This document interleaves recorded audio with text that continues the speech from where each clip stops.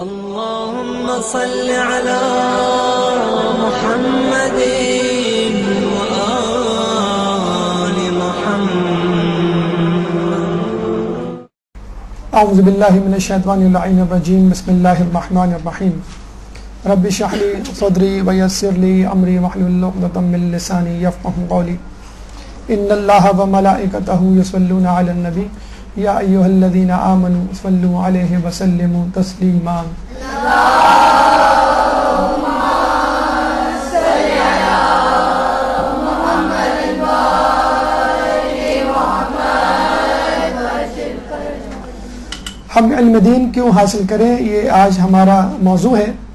اگر ہم اس سوال کا سادہ اور سیدھا سا جواب تلاش کریں تو یہ ہم پچھلے درس میں دے چکے ہیں کہ ہم اس دور میں رہ رہے ہیں کہ جس کو فتنوں کے دور سے عبارت کیا جاتا ہے، اور آج کل کے فتنوں سے بچنے کے لیے جو ہماری ذمہ داری عائد ہوتی ہے، ان ذمہ داریوں میں، ان احتیاطوں میں اور ان علاجوں میں جو ہم نے 10 طریقے آپ کے سامنے پیش کیے تھے، اس میں ایک چوتھا طریقہ تھا علم الہی. یعنی آج کل کے فتنوں سے بچنے کا ایک طریقہ علم الہی ہے، اور دیکھا جائے تو یہ ایک بنیادی طریقہ ہے. اگر آپ کو علم نہیں ہوگا تو آپ فتنے کو پہچان نہیں پائیں گے، اور اگر آپ کو علم نہیں ہوگا تو اس کا سدباب اور سبب بھی معلوم نہیں کر پائیں گے. چنانچہ حدیث رسول کے مطابق ان قریب ایسے فتنے رونما ہوں گے جن میں انسان ایمان کی حالت میں صبح کرے گا اور کفر کی حالت میں شام کرے گا، سوائے اس شخص کے جسے اللہ تعالیٰ نے علم کے ذریعے زندہ رکھا ہوگا. تصویر میں آیت العظمیٰ محسن الحکیم نظر آ رہے ہیں، اور اپنے زمانے کے مشہور مرجع عالم اہل تشیع کے مرجع. آپ 1968 میں سعودی عرب حج کی غرض سے گئے تو شاہ فیصل نے، اس زمانے کے بادشاہ نے، آپ کو اپنے دربار میں بلایا اور اہل سنت اور وہابی علماء کی ایک نشست ان کے سامنے رکھی. وہاں پر موجود عبدالعزیز بن باز، ان کے سب سے بڑے مفتی اعظم اور عالم، نے آیت اللہ محسن الحکیم سے مصافحہ کرنے سے انکار کر دیا، جس پر بادشاہ بہت برہم ہوا اور یہ کہا کہ یہ ہمارے مہمان ہیں. عبدالعزیز بن باز نے یہ کہا کہ میں ان سے اس لیے مصافحہ نہیں کرنا پسند کروں گا کہ یہ لوگ قرآن کی تعویل کرتے ہیں، یعنی ظاہری معنوں کی بجائے باطنی معنی نکالتے ہیں. آیت اللہ محسن حکیم نے کہا کہ بسا اوقات یہ ضروری ہوتا ہے کہ قرآن کی آیت کے ظاہری معنی کی بجائے باطنی معنی نکالے جائیں، ہمیشہ نہیں لیکن کبھی کبھی ضروری ہوتا ہے. لیکن آیت اللہ عبدالعزیز بن باز مفتی اعظم اپنی بات پر مصر رہے اور یہ کہا یہ ضروری نہیں. چنانچہ آپ نے مجبوراً سورہ بنی اسرائیل آیت نمبر 72 اس کے سامنے تلاوت کی، اور یہ کہا اللہ تعالیٰ سورہ بنی اسرائیل میں فرماتا ہے فَهُوَ وَمَنْ كَانَ فِي هَذِهِ أَعْمَى فَهُوَ فِي الْآخِرَةِ أَعْمَى وَأَضَلُّ سَبِيلًا. اور جو اس دنیا میں اندھا ہے وہ قیامت میں بھی اندھا رہے گا اور گمراہ رہے گا. تو اگر آپ یعنی بن باز جو ہے وہ نابینا تھے، ان مفتی اعظم سعودی عرب کے، تو ان سے یہ کہا کہ آپ اس وقت نابینا ہیں تو کیا اس آیت کے مطابق قیامت میں بھی نابینا اٹھائے جائیں گے اور گمراہ ہوں گے؟ اس پر بادشاہ وقت جو ہے اپنے وزیر و سماعت ایک زبردست قہقہ لگائے بغیر نہ رہا، اور بن باز جو ہے غصے میں آ کر اس محفل سے چلے گئے. تو یہ علم تھا جس کی وجہ سے آیت اللہ محسن الحکیم نے اس زمانے کے مفتی اعظم سعودی عرب کو جواب دیا، اور اس علم کی وجہ سے قرآن کا ایک بہت اہم اصول یعنی تعویل آیت کو ثابت کیا. آیت اللہ محسن الحکیم کی وفات کل یعنی 27 ربیع الاول کو گزری ہے، جہاں ہمارے لیے ضروری ہے کہ معصومین کی ولادت اور شہادت یاد رکھیں. اگر اس کے ساتھ ساتھ ہمیں اپنے مجتہدین کی بھی ولادت اور شہادت یا وفات یاد ہو تو جن کے توسط سے معصومین کا علم ہمارے پاس پہنچا ہے ان کی بھی ہمیں معرفت ہو جائے. اور جب ہمیں اپنے مجتہدین کی معرفت ہوگی، جیسے کہ سوال کیا گیا تھا پچھلے درس میں کہ ہمیں اپنے معصومین سے محبت کیسے ہو، ان کی معرفت کیسے ہو، تو پہلے آپ ان سے چھوٹے درجے کے لوگ یعنی غیر معصوم اور مجتہدین کی معرفت حاصل کریں تو انشاءاللہ آپ کو آئمہ کی بھی معرفت ہو جائے گی. چنانچہ علم دین کی اہمیت اس حوالے سے مسلم ہے کہ انسان فتنوں سے بچ جاتا ہے، انسان قرآنی آیات کو بڑی اچھی طرح سمجھ سکتا ہے، الہی پیغام کو لے سکتا ہے. چنانچہ آئیے دیکھتے ہیں کہ علم دین کی کیا اہمیت ہے اور علم دین کو کیوں حاصل کیا جائے. اس کے لیے ضروری ہے کہ ہمیں معلوم ہونا چاہیے کہ علم کسے کہتے ہیں، پھر ہم علم دین کی تعریف کریں گے. اس کے بعد علم کی اقسام کیا ہیں، مجموعی طور پر من حیث المجموعی علم کتنے قسم کا ہے اور پھر علم دین کتنے قسم کا ہے. پھر ہم عالم کی اقسام کی طرف جائیں گے، ایک عالم جو اپنے ہدف کے ساتھ علم دین کو حاصل کر رہا ہے اور ایک عالم جو بغیر ہدف کے علم دین کو حاصل کر رہا ہے، کیا فرق ہے دونوں میں. قرآن مجید کی آیات علم دین کے حوالے سے کیا باتیں ہمیں بتلاتی ہیں، روایت معصومین علم دین کی فضیلت کے حوالے سے اور اس کے ثواب اور عالم دین کے درجے کے حوالے سے ہمارے لیے کیا پیغامات رکھتی ہیں، ان کا تذکرہ آپ کے سامنے کیا جائے گا. ہماری گفتگو کا پہلا مرحلہ علم کی تعریف، لیکن اس سے پہلے ایک صلوات.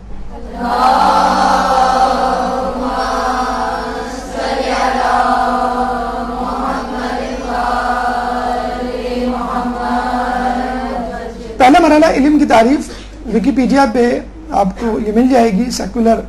پہلے ہم تعریف لے لیتے ہیں، ایسی تعریف جو تمام لوگوں کے سامنے قابل قبول ہو. The information and the facts gained through education, time and experience، یعنی حقائق کا مجموعہ یا معلومات جس کو تعلیم کے ذریعے، وقت کے ذریعے اور تجربے کے ذریعے حاصل کیا جائے. تو اس کا مطلب کیا ہوا، علم وہ نہیں جو فقط کالجوں، یونیورسٹی، اسکولوں اور مدرسوں سے حاصل کیا جائے. علم وہ بھی ہے جو وقت کے ساتھ ساتھ انسان کو ملے. وہ ایک الگ بات، انسان کی توجہ نہ ہونے کے سبب وہ اس علم کو درک نہیں کر پاتا. اور علم وہ بھی ہے جو تجربے سے حاصل کیا جائے. وقت کے ذریعے علم کیسے حاصل کیا جائے گا، اس کی بہترین مثال ہمارے بزرگ یعنی ہمارے والدین ہیں، جن کے بارے میں ہم یہ رویہ رکھتے ہیں، گستاخانہ رویہ رکھتے ہیں کہ ہمارے پاس علم زیادہ ہے، ہمارے پاس ڈگری زیادہ ہے، ہمارے امی ابو اتنے پڑھے لکھے نہیں اور وہ کسی بڑی یونیورسٹی کالج سے جو ہے ڈگری نہیں رکھتے. چنانچہ علم زیادہ، ڈگری زیادہ رکھنے کے سبب ہمیں ان سے زیادہ علم ہے، ایسا نہیں ہے. کچھ علم جو ہے درسگاہوں کے علاوہ بھی وقت کے ساتھ ساتھ انسان کو حاصل ہوتا ہے، جو ہمیں حاصل نہیں اپنی کم عمری کے سبب. جب ہم ان بزرگوں کی عمروں کو پہنچ جائیں گے تو یہ ہمیں علم جو ہے وہ خود بخود حاصل ہو جائے گا. چنانچہ والدین کی، بزرگوں کی عزت اس حوالے سے بھی کرنی چاہیے، چاہے وہ جاہل ہی کیوں نہ ہو، آپ سے کم علم ہی کیوں نہ ہو، لیکن ان کا تجربہ، ان کا وقت جو اس دنیا میں گزرا ہے وہ آپ سے زیادہ ہے. اگر آپ چاہتے ہیں کہ کم وقت میں زیادہ علم حاصل کریں، یعنی والدین کی عمر کو پہنچنے سے پہلے تو آپ تجربات کریں، نئے نئے کام، نئے نئے امور، نئے نئے انکشافات میں اپنے آپ کو ڈالیں، کیونکہ مولا فرماتے ہیں کہ تجربے میں علم پوشیدہ ہے. جو لوگ جتنا لوگوں سے ملیں گے، جتنے واقعات کو سنیں گے، جتنی کتابوں کا مطالعہ کریں گے، یہ سب تجربات ہیں، یعنی مطالعاتی تجربات، حادثاتی تجربات، جس قسم کے تجربات. تو اس میں انسان کا علم بڑھتا ہے. تو انسان کا علم تعلیم کی صورت میں حاصل ہوتا ہے، انسان کا علم وقت کے ساتھ حاصل ہوتا ہے، انسان کا علم تجربے کے ساتھ حاصل ہوتا ہے. یہ ایک سیکولر ڈیفینیشن تھی. اگر ہم حدیث کی طرف جائیں، اسلام کی طرف جائیں، تو ہمیں بہت اچھی ڈیفینیشن حدیث کی صورت میں ملتی ہے. اول العلم معرفت الجبار وآخر العلم تفویض الامر الیہ. علم کی پہلی سیڑھی معرفت الہی ہے اور آخری سیڑھی اپنے کام اللہ کے سپرد کر دینا ہے. اس کا مطلب کیا ہوا، آپ کا پہلا اور اولین ہدف خدا کی معرفت ہونا چاہیے، اپنی شہرت نہیں، اپنی جاہ و جلال یا اپنی عزت کی برتری نہیں. اور آپ کا ہدف یعنی اللہ کی معرفت حاصل کر کے آپ کا آخری ہدف کیا ہونا چاہیے کہ آپ اپنے تمام کاموں کو اللہ کے سپرد کر دیں، یعنی اپنا تزکیہ نفس کریں. ہر کام کرنے سے پہلے آپ یہ سوچیں کہ کیا اللہ اس بات کو پسند کرتا ہے. ہر کام کو کرنے سے پہلے سوچیں کہ اللہ کہیں اس بات سے، اس کام سے ناراض تو نہیں ہو جائے گا. بس اگر آپ نے یہ سوچنا شروع کر دیا تو خود بخود آپ اپنے علم کے آخری ہدف کی طرف چل پڑیں گے. چنانچہ ہر وہ علم جو آپ کو معرفت الہی دے، ہر وہ علم جو آپ کو تزکیہ نفس کروائے، حقیقی علم ہے. اب اس میں کالج یونیورسٹی کا بھی علم شامل ہو سکتا ہے، جس کی تفصیل آگے آئے گی. اس میں تجربات کا علم بھی حاصل ہو سکتا ہے، مدرسے کا علم بھی ہو سکتا ہے، اور وقت کے ساتھ حاصل ہونے والا علم بھی ہو سکتا ہے. کچھ لوگ کہتے ہیں کہ اگر ہم تمام امور اللہ کے سپرد کر دیں گے تو کیا ہم روبوٹ نہیں بن جائیں گے؟ کھانا کیسے کھائیں، سوئیں کیسے، لوگوں سے تعلقات کیسے رکھیں، نماز پڑھیں، روزہ رکھیں، حج کریں. ہم ایک طرح کی باؤنڈیج اور مجبوری والی کیفیت سے گزر رہے ہیں. کچھ لوگ کہتے ہیں تو روبوٹ بن جائے گا، انسان کو انسان رہنے دیجئے. تو ہم کہیں گے کہ جی نہیں، اگر آپ روبوٹ نہیں بنیں گے، یعنی خدا کے روبوٹ، تو آپ لوگوں کے روبوٹ بنیں گے. آپ اپنے باس کو خدا بنائیں گے، اس کی مرضی پر، اس کے پسند کے کپڑے، اس کی پسند کی ٹائی اور اس کے پسند کے کھانے اور اس کی پسند ناپسند پر چلیں گے. آپ گھر میں اپنی بیوی یا بیوی اپنے شوہر کی غلامی اختیار کر لے گی. آپ جو ہے حکمرانوں کی غلامی اختیار کر لیں گے. آپ اپنے دوستوں کی غلامی اختیار کر لیں گے، بلکہ آپ اپنے بچوں کی غلامی اختیار کر لیں گے. ان کی خوشی اور ناراضگی کو مد نظر رکھیں گے. تو وہ ایک سجدہ جسے تو گرا سمجھتا ہے، 1000 سجدوں سے دیتا ہے آدمی کو نجات. اگر آپ نے اللہ کو اپنا معبود بنا لیا، اپنا آقا بنا لیا، تو بس اب ہر کام سے پہلے اللہ کی مرضی کو مد نظر رکھیں گے. اگر آپ نے یہ کر لیا تو پھر بہت سارے لوگوں کی غلامی سے بچ جائیں گے. اور سب سے زیادہ شرمندگی کی غلامی وہ ہے کہ انسان اپنے سے کمتر، علم میں کمتر، مرتبے میں کمتر، مال و دولت میں کمتر انسان کی غلامی اختیار کر لے. اور ایسا ہمیں معاشرے میں نظر آتا ہے کہ جب اللہ تعالیٰ کا پٹا اس کے گلے میں نہیں ہوتا تو پھر وہ لوگوں کے توق اپنے گلے میں سجائے پھرتا ہے. اور جب آپ اللہ کی غلامی اختیار کر لیں گے تو خدا تعالیٰ سیلفش نہیں، خود غرض نہیں لوگوں کی طرح. یعنی اگر آپ فرض کر لیجئے اپنے ایک دوست کو خوش کرنے کے لیے کوئی کام کرتے ہیں تو دوسرا دوست ناراض ہو جاتا ہے. دوسرے کو خوش کرنے کے لیے وہ کام کرتے ہیں تو پہلا دوست ناراض ہو جاتا ہے. گھر والوں کو خوش کرتے ہیں تو گلی والے ناراض ہو جاتے ہیں، گلی والوں کو خوش کرتے ہیں تو گھر والے. لیکن خدا کو جب خوش کرتے ہیں تو اس کی خوشنودی میں اور لوگوں کی خوشنودی بھی خود بخود شامل ہو جاتی ہے. ہو سکتا ہے کہ وقتی طور پہ لوگ آپ سے ناراض ہوں، لیکن آخرکار لوگ آپ سے رضامند ہو جائیں گے. چنانچہ اللہ تعالیٰ جب آپ پہ نماز فرض کرتا ہے تو اس میں آپ کا بھی فائدہ ہے، لوگوں کا بھی فائدہ ہے. حج فرض کرتا ہے، اس میں آپ کا بھی فائدہ ہے، لوگوں کا فائدہ ہے. اللہ کا ایک ذرہ برابر بھی فائدہ نہیں. اگر آج سے ہم دنیا کے تمام انسان اس بات کا عہد کر لیں کہ خدا کی عبادت نہیں کریں گے تو خدا کی خدائی میں کوئی خلل نہیں واقع ہوگا. کائنات کا کارخانہ ویسے ہی چلتا رہے گا. دنیا کا کارخانہ یا کمپنی یا فیکٹری میں اگر مزدور ہڑتال کر دیں اور یہ کہیں کہ بھئی ہم کام نہیں کریں گے تو کمپنی ٹھپ ہو جائے گی، کارخانہ بند ہو جائے گا. لیکن کائنات خدا کی ویسی چلتی رہے گی. خدا کی خدائی میں ذرہ برابر بھی فرق نہیں آئے گا. چنانچہ خدا کا ہونا اس لیے بھی ضروری ہے کہ خدا کی موجودگی دنیا میں عدل قائم کرنے میں معاون ہوتی ہے. ورنہ آپ جو بھی اصول، جو بھی نظریہ، جو بھی قانون بنائیں گے وہ کسی نہ کسی فرد، قوم، ملت، نسل، ملک کے مفاد میں ہوگا. اور اگر وہ نظریہ، وہ قانون کسی فرد، ملت، قوم، ملک کے مفاد میں ہوگا تو دوسرا ملک جو ہے اس کی زد میں ہوگا، اس کو ضرر پہنچے گا. جبکہ خدا جب کوئی قانون بناتا ہے تو اس کا قانون بالکل ایسے ہی ہوتا ہے کہ جیسے ایک باپ اپنے بچوں کے لیے کوئی قانون بنائے. اس قانون میں تمام بچوں کی فلاح چھپی بھی ہوتی ہے. یہ نہیں کہ فائدہ ایک بچے کو ہوگا دوسرے کو نہیں ہوگا، دوسرے کو ہوگا تو تیسرے کو نہیں ہوگا، ایسے نہیں ہوگا. تو اس میں ایک فائدہ یہ بھی ہے، اگر ہم خدا کی خدائی، خدا کی اطاعت میں اپنے آپ کو دے دیں تو اس میں ہمارا بھی فائدہ ہے اور ہمارے آس پاس لوگوں کا بھی فائدہ ہے.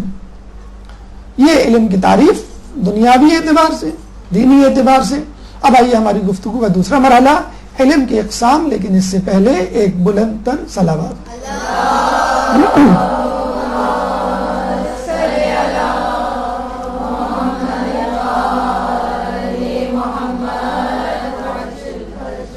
دیکھیے علم کی اقسام پہلے بحیثیت مجموعی لے لیجئے، یعنی علم دین، علم دنیا۔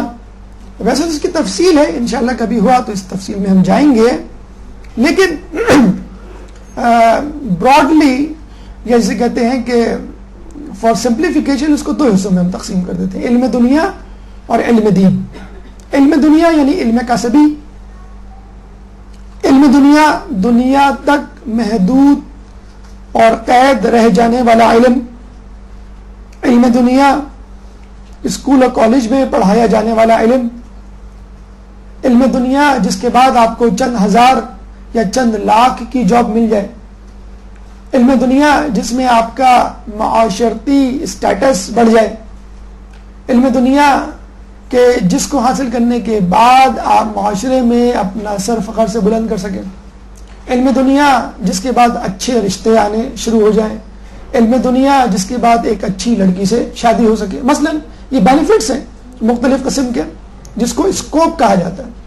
اگر سیدھے سیدھے لفظوں میں ہم اسکوپ کو ڈائسیکٹ کریں، ڈیفائن کریں کہ اسکوپ ہے کیا، تو اسکوپ ایک لفظ میں ہے، اس کو ہم کہیں گے پیسہ، یعنی جس فیلڈ میں پیسہ ہے اس کو ہم کہتے ہیں اس فیلڈ میں اسکوپ ہے۔ جاب اپارچونیٹیز ہیں، ترقی کے مواقع ہیں، تو جاب اپارچونیٹیز، ترقی کے مراحل گھوم پھر کے بعد وہیں آ جاتی ہے، چاہے اس کو آپ پیکج کا نام دے لیں، چاہے اس کو انسینٹیو کا نام دے لیں، چاہے آپ اس کو ترقی کا نام دے لیں، کسی کا بھی نام دے لیں، بات پیسے پہ آتی ہے۔ کسی جاب میں آپ کو میڈیکل بینیفٹس مل رہے ہوتے ہیں، کسی میں جو ہے وہ آپ کو دیگر ٹریولنگ کی مراحت مل رہی ہوتی ہیں، کس میں جو ہے بیسک پہ زیادہ ہوتی ہے، کس میں بونسز زیادہ ہوتے ہیں، کس میں پرسنٹیجز زیادہ ہوتی ہیں، وغیرہ وغیرہ۔ ٹی وی پہ ایک ٹاک شو آ رہا تھا جس میں دنیاوی اور دینی علوم کے افراد بیٹھے ہوئے تھے۔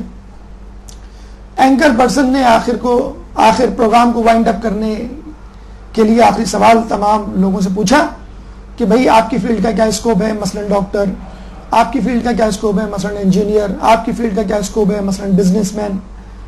مولانا پہ جب بات آئی تو مولانا صاحب نے کہا کہ میری فیلڈ کا اسکوپ ان تمام لوگوں کی فیلڈ کے اسکوپ سے زیادہ ہے۔ تو بڑے حیران ہوئے کہ آپ کا اسکوپ کیوں سب سے زیادہ ہے؟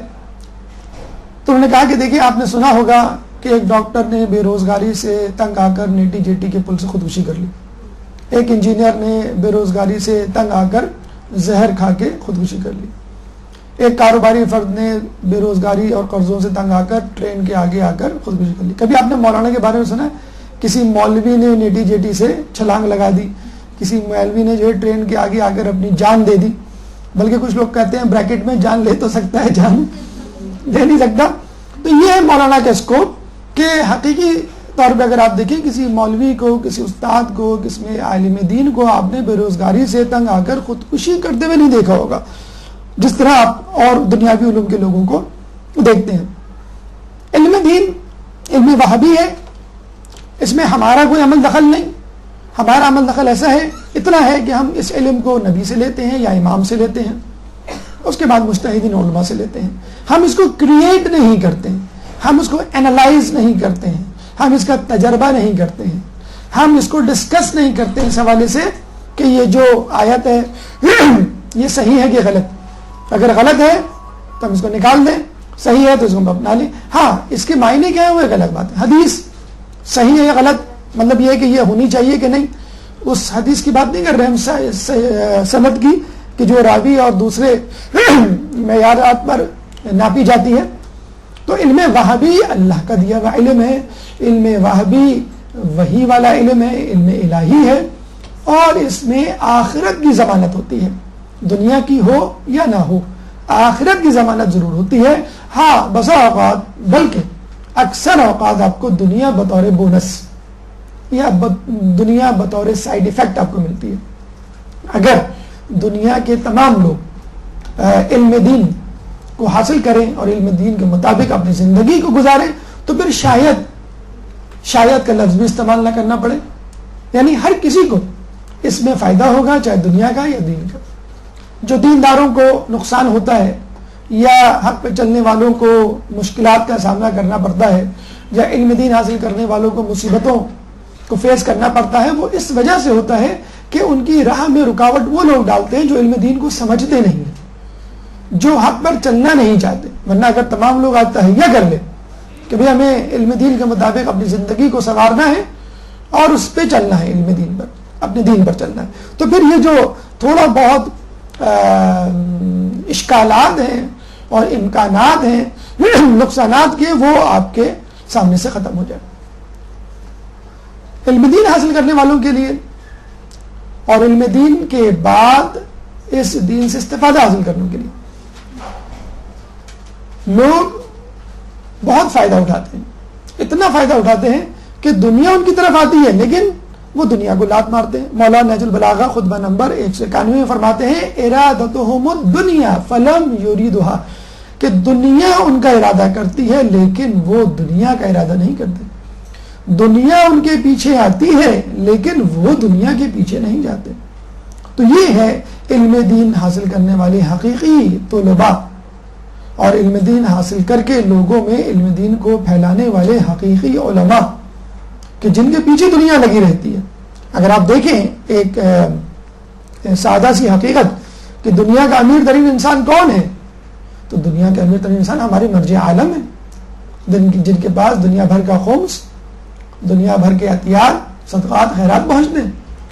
ان کے اکاؤنٹ میں جتنی رقم ہوگی وہ شاید کہیں پہ بھی نہ ہو. آیت اللہ خوئی کے بارے میں کہا جاتا ہے کہ بعض اوقات تو ان کے گھر میں اتنا پیسہ ہوا کرتا تھا کہ گھر میں چلنے پھرنے کی جگہ نہیں ہوتی تھی. اس زمانے میں بینکس وغیرہ نہیں ہوا کرتے تھے یا اتنے معروف نہیں تھے، تو چلنے پھرنے کی گھر میں جگہ نہیں ہوا کرتی تھی. یہ وہ علماء ہیں کہ جو اپنی زندگی جو ہے فقر و فاقہ میں گزارتے ہیں، لیکن اس پیسے کے آنے کے باوجود کبھی بھی آپ ان کی زندگی کے روزمرہ کے معاملات کو اس طرح نہیں دیکھیں گے جس طرح کے ہمارے افراد ہوتے ہیں. مڈل کلاس کے گھر میں بھی وہ تمام آرام و آسائش ہوتی ہے جو ان جیسے علماء یا یوں کہہ لیجئے دنیا کے امیر ترین افراد کے پاس نہیں ہوتی.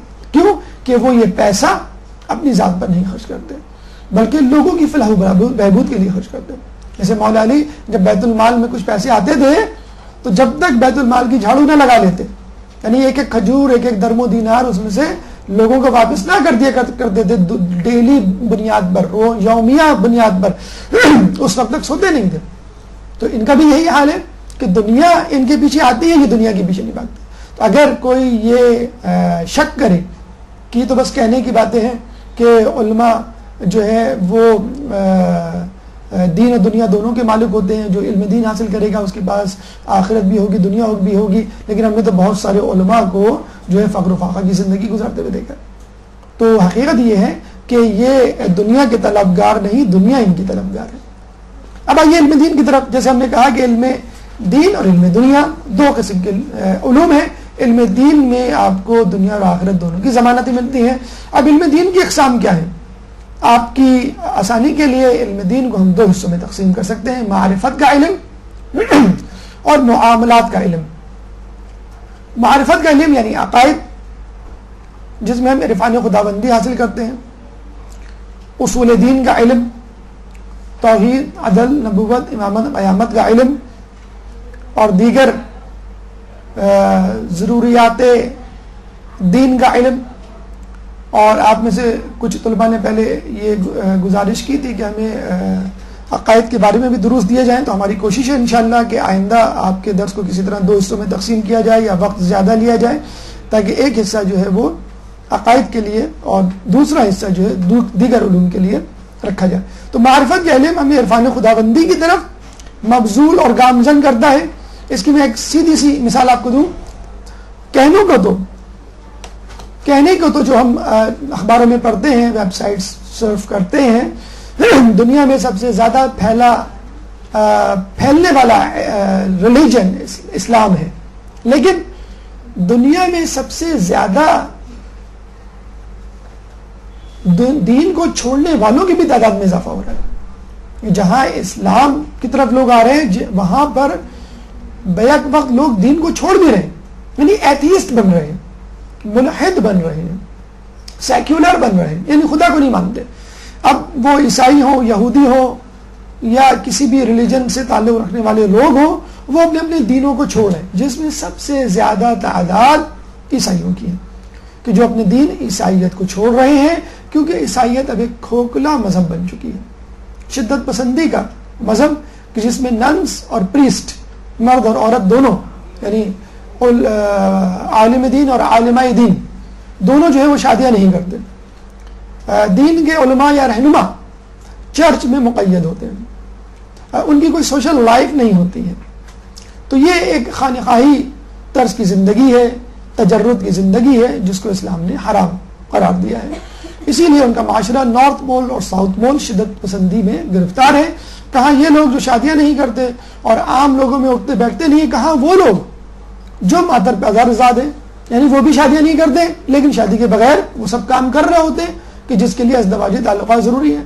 شراب پی رہے ہوتے ہیں، موسیقی، ہر قسم کا گناہ کر رہے ہوتے ہیں، اور یہ کہہ رہے ہوتے ہیں کہ بھی ہمارے حصے کے کام یا نیکیاں ہمارے پریسٹ اور ننس کر لیں گے، یا اس سے زیادہ ہمارے نبی عیسیٰ کر چکے ہیں.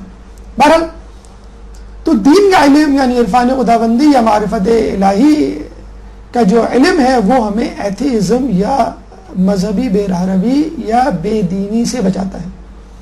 اب تو یہ حال ہو گیا ہے کہ کرسمس میں چرچ جانے والے لوگ اب یہ کہتے ہیں کہ ہمیں جو ہے چرچ سے بچاؤ، ہمیں چرچ نہیں جانا. انگلینڈ اور امریکہ میں کتنے چرچ ایسے ہیں جو اب شراب خانوں میں بدل چکے ہیں.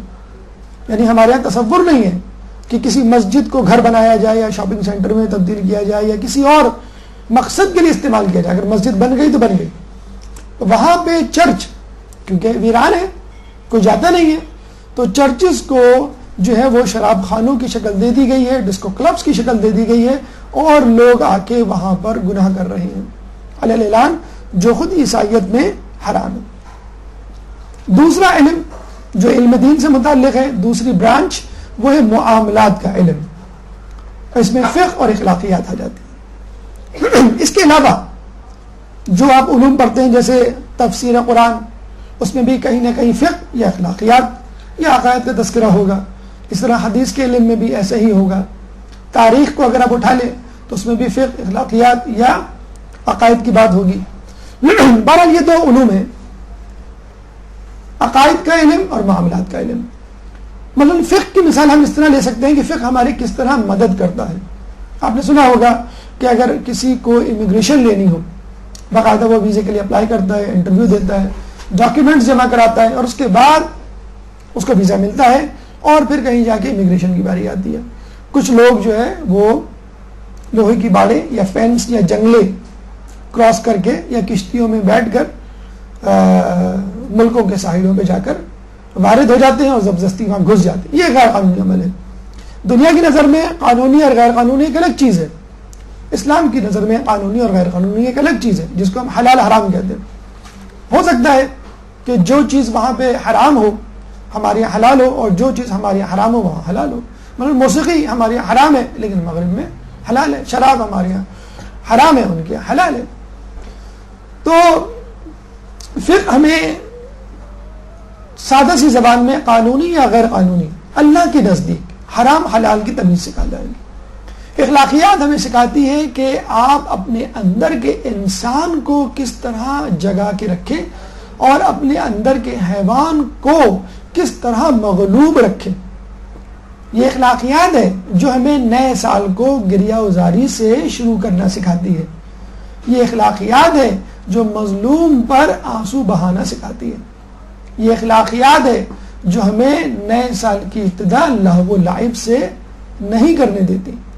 اور یہ اخلاقیات کا فقدان ہے کہ مغربی دنیا میں اس کی ابتدا شراب، موسیقی، غل غپاڑے سے ہوتی ہے، کہ جس میں دوسروں کی جانیں چلی جاتی ہیں، جس میں کہ انسان نہیں رہتا، حیوان میں تبدیل ہو جاتا ہے.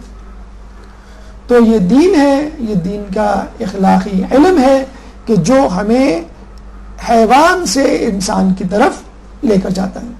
اس کے علاوہ جتنے بھی علوم ہیں، چاہے وہ دین سے متعلق ہوں چاہے وہ دنیا سے متعلق ہیں، وہ وسیلہ ہیں. مثلا عربی زبان کا سیکھنا، صرف و نحو سیکھنا اور ان کی کتابیں پڑھنا، منطق پڑھنا، یہ تمام چیزیں وسیلہ ہیں انہی دو علوم کو سیکھنے کا، یعنی عرفان خداوندی، عقائد کا علم اور معاملات کا علم، یعنی فقہ اور اخلاقیات. اور دنیا کے علوم یعنی biology, physics, chemistry, geology, geography, medicine, science, engineering, I T وغیرہ، یہ آلات ہیں، ٹولز ہیں، ویپنز ہیں، میمز ہیں، ذرائع ہیں کہ جن کے ذریعے سے آپ اللہ کی معرفت حاصل کرتے ہیں.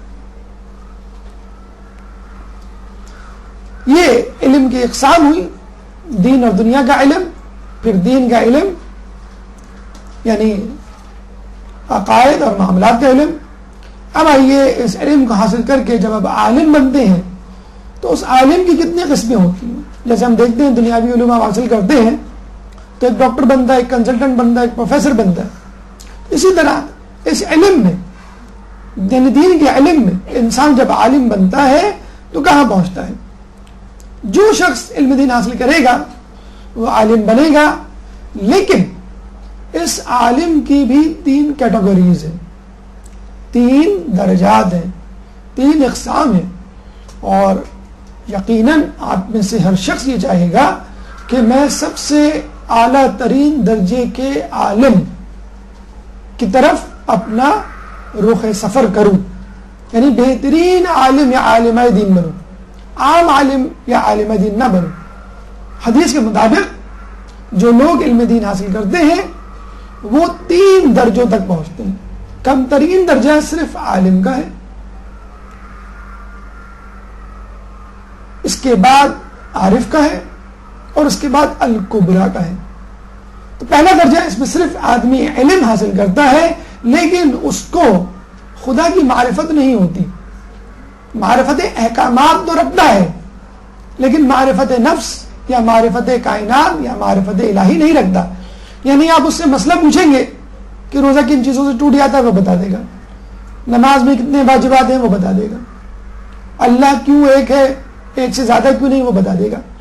لیکن کیا اس کو ان تمام چیزوں کی معرفت ہے؟ نہیں، معرفت نہیں ہوگی. مطلب ایک ہندو اور عیسائی وہ کہتا ہے کہ مجھے اسلامیات پڑھنی ہے، علم دین حاصل کرنا، میں دیکھوں تو کہ قرآن میں کیا ہے. تو جب وہ ان چیزوں کو پڑھتا ہے تو اس کو معلومات مل جاتی ہے، وہ بھی ان سوالوں کے جوابات دے سکتا ہے جو ایک ہمارا عالم دے سکتا ہے، لیکن اس کو وہ معرفت نہیں ہوگی. اور اسی طرح خود مسلمانوں میں بھی ایسے علماء مل جائیں گے جن کے پاس معلومات تو ہوگی، علم نہیں ہوگا. یہ یوں کہہ لیجیے علم تو ہوگا، علم کی معرفت نہیں ہوگی. کہتے ہیں ایک طالب علم اپنے استاد کے پاس پڑھنے جایا کرتا تھا مدرسے، تو استاد نے کہا کہ تم روزانہ تاخیر سے آتے ہو، ایسا کیوں؟ اس نے کہا کہ میں جس راستے سے آتا ہوں اس راستے میں ایک دریا پڑتا ہے، اس دریا کو عبور کرنے کے لیے ایک عارضی پل بنایا جاتا ہے اور وہ صبح ایک مرتبہ بنتا ہے اور اس کو بننے میں ذرا دیر ہو جاتی ہے. جب تمام لوگ جمع ہو جاتے ہیں تب وہ پل بنایا جاتا ہے اسی وقت، فوری طور پہ، عارضی طور پہ اس پہ چل کے دریا عبور کر کے میں آتا ہوں. تو اس کے استاد نے کہا کہ تم بسم اللہ الرحمن الرحیم پڑھا کرو اور دریا پہ چل کے آ جایا کرو. وہ بڑا حیران ہوا کہ واقعی کہیں گے بالکل ایسا ہوگا، تم آ سکتے ہو. واپسی میں اس نے بسم اللہ پڑھی، بغیر پل کے دریا پر چلتا ہوا دریا کے دوسرے کنارے اتر آیا. اس طرح وہ مدرسے آنے جانے کے لیے بسم اللہ کا پل استعمال کرنے لگا. ایک دفعہ اس نے اپنے استاد کی دعوت کی اور کہا استاد محترم آپ بھی میرے ساتھ چلیے گھر، اور میں چاہتا ہوں کہ آپ آج کا کھانا میرے ساتھ کھائیے. جب دریا پہ پہنچے تو استاد ٹھہر گئے. اسٹوڈنٹ نے، ان کے شاگرد نے بسم اللہ الرحمن الرحیم پڑھی اور دریا پہ چلنے لگا. جب دوسرے کنارے پہ پہنچا تو استاد کو چیخ کے پکارا، استاد محترم کیا ہوا؟ آپ ہی نے تو بتلایا تھا کہ بسم اللہ پڑھ کر دریا عبور کر لو، آپ کیوں نہیں پڑھتے؟ تو استاد نے کہا میرے پاس بسم اللہ کا علم تو ہے، بسم اللہ کی معرفت نہیں. تو یہ ہے کہ جب انسان کو بسم اللہ کی معرفت ہو جائے تو دریا پہ چلنا شروع کر دیتا ہے. تو پھر سورہ حمد کی معرفت، پھر پورے قرآن کی معرفت، پورے دین کی معرفت انسان کو کہاں لے جائے. تو کم علم زیادہ معرفت کے ساتھ زیادہ بہتر ہے بنسبت زیادہ علم کم معرفت کے ساتھ. یہ پہلا درجہ کہ انسان فقط علم حاصل کرے، معرفت حاصل نہ کرے. نمبر 2، معرفت ہو علم نہ ہو، یا اتنا زیادہ علم نہ ہو جتنا کہ ایک عالم کو، ایک استاد کو ہونا چاہیے. اس کے لیے کہا گیا ہے کہ ایسے لوگوں سے گھلو ملو جو پہلے درجے کے لوگ تھے، یعنی صرف عالم. ان سے یہ نہیں کہا گیا کہ یہ غلط لوگ ہیں ان کے پاس نہ بیٹھو، ان سے پوچھو. کم از کم پوچھنے کی حد تک یہ تم کو صحیح جواب دیں گے، تمہارا مسئلہ حل ہو جائے گا. اب وہ خود اپنے دین پہ عمل کر رہے ہیں نہیں کر رہے، تمہیں اس سے کیا فرض. ہمارے یہاں بہت سارے لوگ علماء کا اسی طرح مذاق اڑاتے ہیں، اور نہ صرف مذاق اڑاتے ہیں بلکہ ان سے ہم کترانے لگے کہ اب نہ ان کی مجلس میں جائیں گے، ان کے پاس بیٹھیں گے، یہ تو خود دنیا دار ہیں، اور یہ تو خود جو ہے حب دنیا کی محبت میں گرفتار ہیں، اور یہ خود اپنے دین پہ عمل نہیں کرتے. بھئی کم از کم جو وہ بات کہہ رہے ہیں وہ تو سچ کہہ رہے ہیں، آپ ان کو تو مان لیجئے، اس پہ عمل کر لیجئے، ہو سکتا ہے آپ کو مل جائے. بالکل ایسے ہی ہے کہ ایک آدمی کے پاس پیسہ ہے، استعمال نہیں کر رہا، اور وہ پیسہ آپ کو بھی دے رہا ہے، اور آپ کہیں گے بھئی آپ خود تو استعمال نہیں کرتے، میں کیوں لوں. لیکن پیسے کے معاملے میں ہم ایسا نہیں کرتے، ہم کہیں گے کوئی بات نہیں، آپ نہ استعمال کریں، ہم تو استعمال کریں گے، آپ ہمیں تو دے دیں. تو صرف عالم ہو تو اس کے بارے میں کہا گیا ہے کہ تم ان سے پوچھو، ان سے استفادہ ضرور کرو. عارف کے بارے میں کہا گیا گھلو ملو. گھلو ملو یعنی ان کے پاس کچھ وقت گزارو اور دیکھو کہ ان کو کیسے معرفت ہوئی. رجب علی خیاط پچھلی صدی کے بہت بڑے عارف، بہت بڑے عالم نہیں تھے لیکن بہت بڑے عارف ضرور تھے. اور اتنے بڑے عارف تھے کہ بڑے بڑے علماء آیت اللہ پیش امام جمعہ، نماز جمعہ کے پیش امام آپ سے ملنا آیا کرتے تھے. رجب علی خیاط ایک دفعہ اپنے گھر میں تھے تو تہران کے ایک علاقے زنجان کے جامع مسجد کے پیش امام ان سے ملنے کے لیے آئے. اس کے ساتھ ساتھ تہران کی بڑی شخصیات ان پیش امام کے ساتھ آئیں. رجب علی خیاط کے دل میں تھوڑی دیر کے لیے یہ خیال آیا کہ میں کتنا بڑا انسان بن گیا ہوں کہ اب اتنے بڑے بڑے علماء، آیت اللہ محمود صاحب، آیت اللہ زمانے کے آیت اللہ محمود صاحب، اور تہران کے ایلیٹ کلاس اشراف مجھ سے ملنے کے لیے آئے. یہ خیال دل میں آنا تھا کہ ان کے اور خدا کے درمیان حجابات آ گئے. کہتے ہیں کہ انسان اور خدا کے درمیان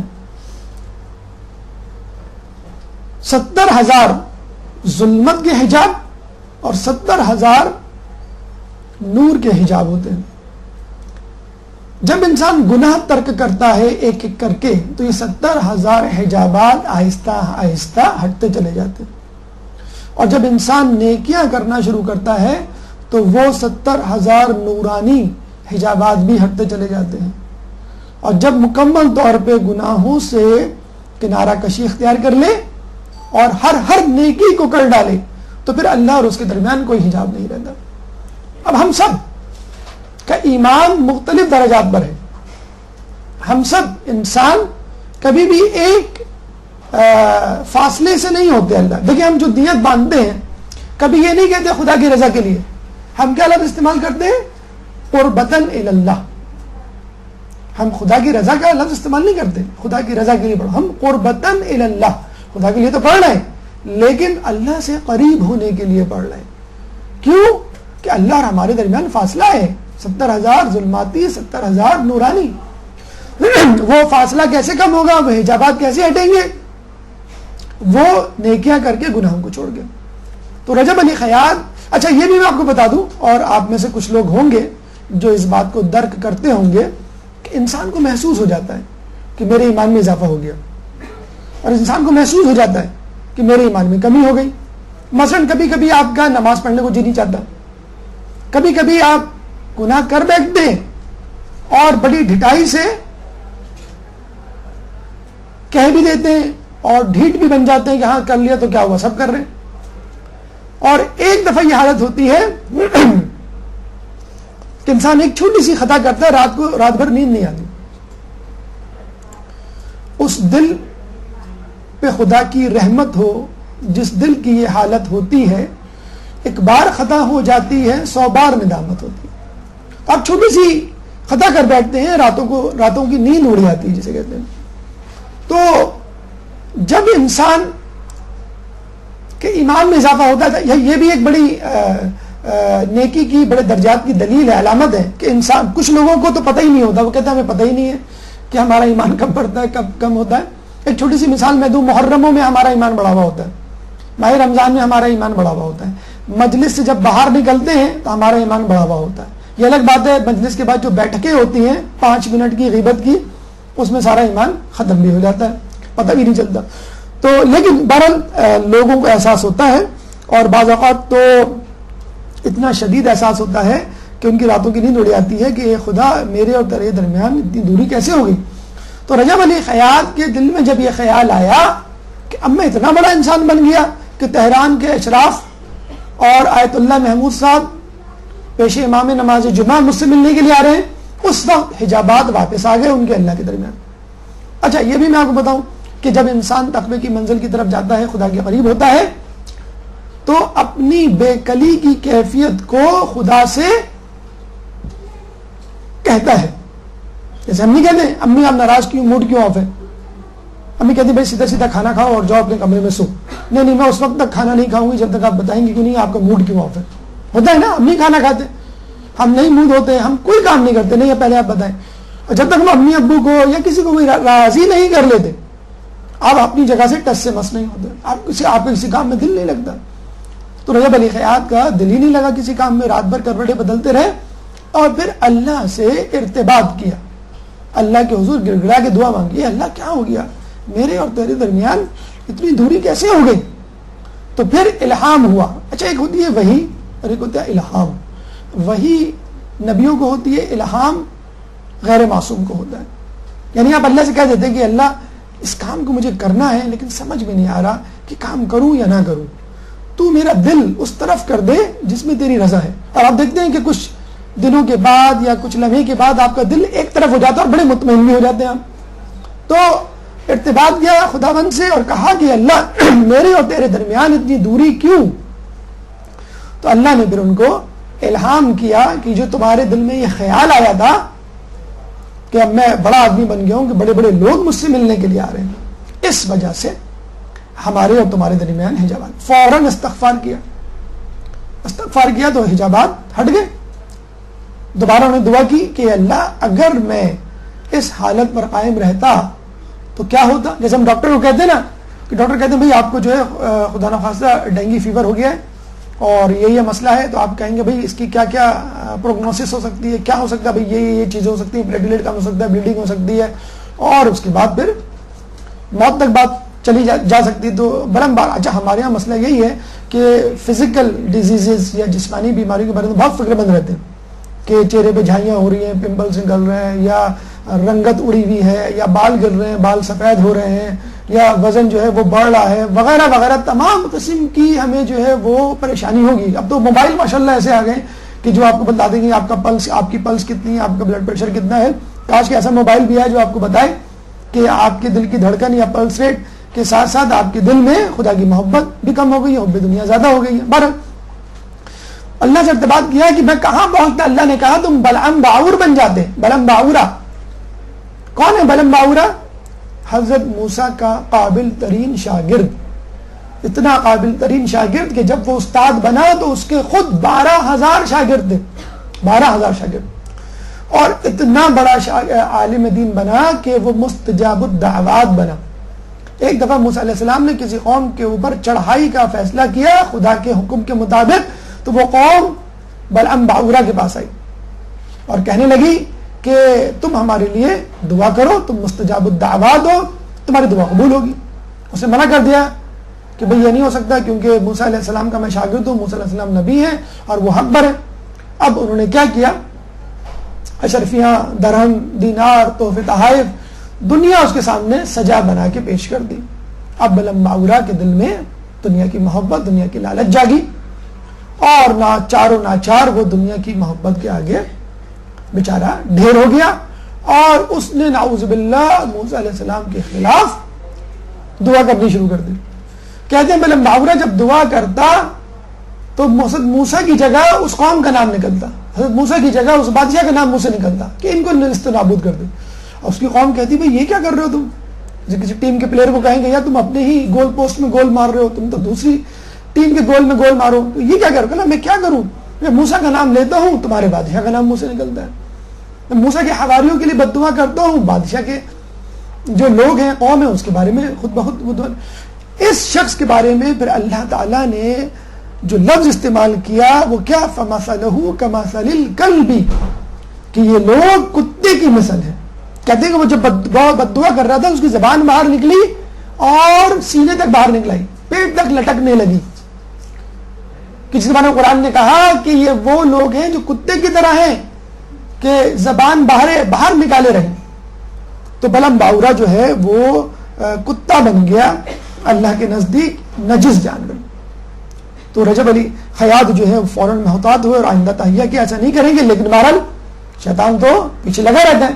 ایک محفل میں بیٹھے, دسترخوان سجا, درس تھا ان کا, گفتگو تھی, درس طویل ہو گیا, دسترخوان سجا تو وہاں پہ کھانے انواع اقسام کے رکھے ہوئے تھے. دسترخوان کے بیچ میں ایک اعلیٰ اور لذیذ ترین مکھن رکھا ہوا تھا. ہم دیکھتے ہیں نا کھانا کھا رہے ہوتے ہیں کہ اسپیشل ڈش لائی جاتی ہے. اسپیشل ڈش کس کو پیش کی جاتی ہے؟ جو چیف گیسٹ ہوتا ہے, سب سے بڑا مہمان, سب سے بڑا آدمی جو ہوتا ہے اس میں.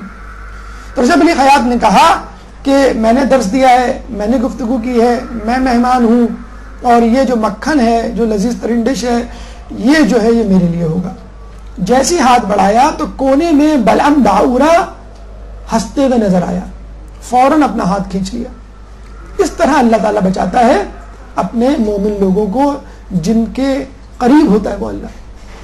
تو آپ نے دیکھا اللہ تعالیٰ نے رجب علی خیاط کو جو عارف تھے, فقط عارف, بہت بڑے عالم دین نہیں تھے, فقط عارف, ان کو جو ہے کس طرح کی معرفت دی کہ جب ان کا فاصلہ خدا سے دور ہو جاتا تو وہ سمجھ جاتا کہ خدا جو ہے وہ مجھے منہ نہیں لگا رہا, خدا جو ہے وہ میری سن نہیں رہا, خدا جو ہے میری بات کو مان نہیں رہا ہے, یا میرے دل میں وہ حلاوت, وہ چاشنی نہیں ہے جو ہونی چاہیے. اچھا اب آپ کہیں گے بھئی یہ اتنے بڑے عالم دین کیسے بن گئے, اتنی معرفت کیسے ہوگی؟ بہت آسان سی.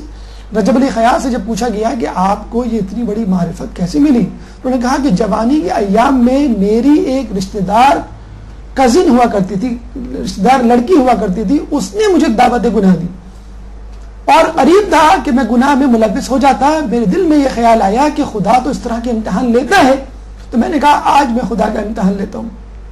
اسی وقت دعا کی, اے اللہ اگر تو مجھے اس دعا سے بچا لے, اگر میں اس گناہ سے بچ جاؤں تو تو میری تربیت کرنا, یعنی مجھے اپنا بنا لینا, اپنے قریب رکھنا اور مجھے اعلیٰ درجات پہ پہنچا دینا. دیکھیں اگر کوئی ہم میں سے ہوتا تو ہم کہتے کہ بھئی اللہ تعالیٰ اس سے بہتر لڑکی سے شادی کروا دینا, یا ہم کہتے تھے کہ کوئی اماؤنٹ بینک اکاؤنٹ کھلوا دینا, اس میں اتنے $1 ملین یا اتنے لاکھ روپے جمع کروا دینا, یا مجھے اچھی نوکری دلوا دینا, یا گرین کارڈ دلوا دینا, کوئی دنیاوی حاجت پوری کر دینا. ہم یہ تھوڑی کہتے ہیں کہ اگر میں اس گناہ سے بچ جاؤں تو میرے تزکیہ نفس میں اضافہ کرے, تزکیہ نفس کریں گے تو پھر اور بچنا پڑے گا, اس قسم کے مواقعوں کو اور چھوڑنا پڑے گا. تو دعا کیا کی کہ مجھے معرفت دے دے اس بہانے. تو کہتے ہیں کہ رجب علی خیاط پھر بچ گئے. وہ خود بتاتے ہیں کہ پیغمبر یوسف کی طرح میں اس جال سے بچ گیا, اس چنگل سے بچ گیا, اس کام سے بچ گیا. رجب علی خیاط کہتے ہیں کہ پھر میری معرفت میں اتنا اضافہ ہوا کہ میں گھر سے نکلتا اور پھر باہر گھوم کے واپس آتا تو مجھے انسانوں کے اصلی چہرے نظر آتے. ہمارے یہاں یہ ہے عرفانیات میں یا اخلاقیات میں کہ انسان اپنے گناہوں یا نیکیوں کے حساب سے نظر آتا ہے, عام لوگوں کو نہیں. جو صاحب معرفت ہوتے ہیں کہ جب وہ کسی کو دیکھتے ہیں تو اس کا اصلی چہرہ دیکھتے ہیں, یعنی اگر وہ گناہوں میں ملوث شخص ہوگا تو اس کا چہرہ انسانی نہیں ہوگا, حیوانی ہوگا. یعنی بس فرض کر لیں بہت چیٹر ہوگا, چالاک ہوگا, لوگوں کو بیوقوف بنانے والا ہوگا تو وہ لومڑی کی شکل میں نظر آئے گا. اگر فرض کر لیں کہ وہ لوگوں کو ڈسنے والا کینہ پرور ہوگا تو وہ سانپ کی شکل میں نظر آئے گا. یا کسی پہ حملہ کرنے والا, ظلم کرنے والا ہوگا تو وہ بھیڑیے کی شکل میں نظر آئے گا. اس طرح مختلف شکلیں, آسمان کے فرشتوں کو ایسی شکلیں نظر آتی ہیں. تو بتا رہے تھے یہ جو ان کی عبارت ہے لکھی بھی ہے, فرمود انہوں نے فرمایا روزی اچ چہاردہ یعنی بدھ کے دن مولوی و از مسیر خیابان سیروس بہی چاروا گلو بندک رفتم و برگشتم, کہ میں مولوی روڈ سے سروس روڈ تک گیا تو مجھے فقط یک چہرہ آدم دیدم، ایک انسانی چہرہ نظر آیا، باقی تمام انسانی چہرے نہیں تھے بلکہ وہ جانوروں کے چہرے تھے۔ تو امام کا واقعہ بھی آپ کو معلوم ہے، جس طرح اپنے صحابی کو 2 انگلیوں کے درمیان چوتھے امام نے بتلایا تھا کہ جب اس نے کہا تھا کتنے سارے حاجی، تو امام نے 2 انگلیوں کے درمیان دکھایا کہ دیکھو اس میں زیادہ تر جو ہے وہ جانور ہیں۔ ایک دفعہ کہیں سے گزر رہے تھے، ان کے دل میں دیکھا، اچھا یہ دیکھیں، ایک تو ہوتا ہے گناہ کرنا، گناہ کر جانا عملی طور پر، ایک ہوتا ہے گناہ کا خیال آنا۔ گناہ کرنے سے بھی حجابات زیادہ ہو جاتے ہیں اور گناہ کا خیال آنے سے بھی حجابات آ جاتے ہیں، وہ اتنے بڑے نہیں ہوتے جتنے کر گزر جانے کے ہوتے ہیں۔ ایک دفعہ ان کے دل میں گناہ کا خیال آیا، انہوں نے جھٹک دیا، آگے گئے تو دیکھا اونٹوں کا قافلہ آ رہا ہے، ایک اونٹ نے ان کو لات ماری، وہ فوراً پیچھے ہٹے اور اس کی لات سے بچ گئے۔ اللہ سے فوراً ارتباط کیا، اے اللہ یہ کیا، میں نے کیا ایسا کیا کہ اونٹ نے مجھے لات ماری؟ تو اللہ نے ہاتف غیبی سے آواز آئی کہ تمہارے دل میں جو گناہ کا خیال آیا تھا یہ اس وجہ سے ہے۔ تو رجب علی خیاط نے کہا میں نے گناہ تو نہیں کیا تھا۔ ہاتف غیبی سے آواز آئی لات بھی تو نہیں لگی تم کو، اگر کر جاتے ہیں تو لات لگ جاتی۔ تو یہ رجب علی خیاط، ان کی ایک کتاب ہے کیمیائے سعادت، پھر میں نے خدا کو پا لیا، اس کا اردو ترجمہ ہے پھر میں نے خدا کو پا لیا۔ علامہ محمد علی شہری کی کتاب ہے، جو انہوں نے ان کے شاگردوں سے ان کی سوانح حیات کے مختلف مراحل اور معاملات سن کر لکھی ہے۔ بڑی اچھی کتاب ہے، کہ ابھی آپ پڑھیں تنہائی میں اس کو تو زار و قطار آپ جو ہیں وہ آپ کی آنکھوں سے آنسو نکل آئیں گے۔ پھر میں نے خدا کو پا لیا۔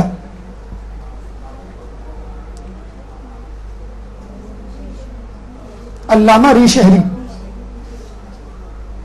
علامہ ری شہری کی کتاب ہے کیمیائے سعادت، شاید فارسی کا لفظ ہے، جو اردو میں جو ہے پھر میں نے خدا کو پا لیا، پوری سوانح حیات ہے، بہت اچھی ہے، اگر آپ پڑھیں گے تو یقیناً آپ کے ایمان میں اضافہ ہوگا۔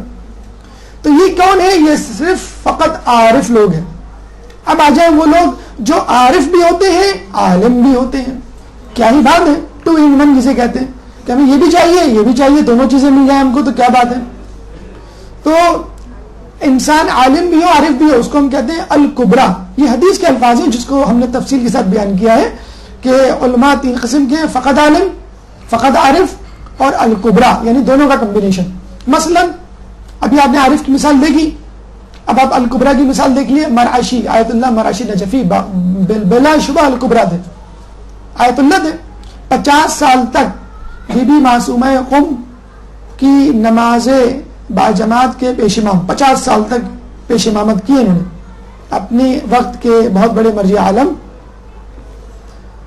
ان کے اپنے ہاتھوں سے بنائی ہوئی لائبریری جس کی تعداد، جس میں موجود کتابوں کی تعداد 2.5 لاکھ تک پہنچ چکی ہے، جس کے بارے میں امام خمینی نے کہا تھا کہ میں نے اس سے بہترین لائبریری نہیں دیکھی۔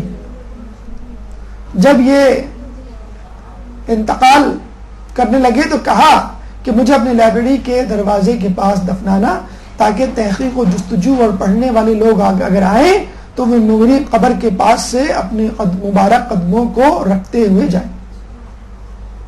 یہ وہ عالم دین ہے، انہوں نے کئی مرتبہ حالت بیداری میں امام زمانہ کی زیارت کی ہے، بالمشافہ۔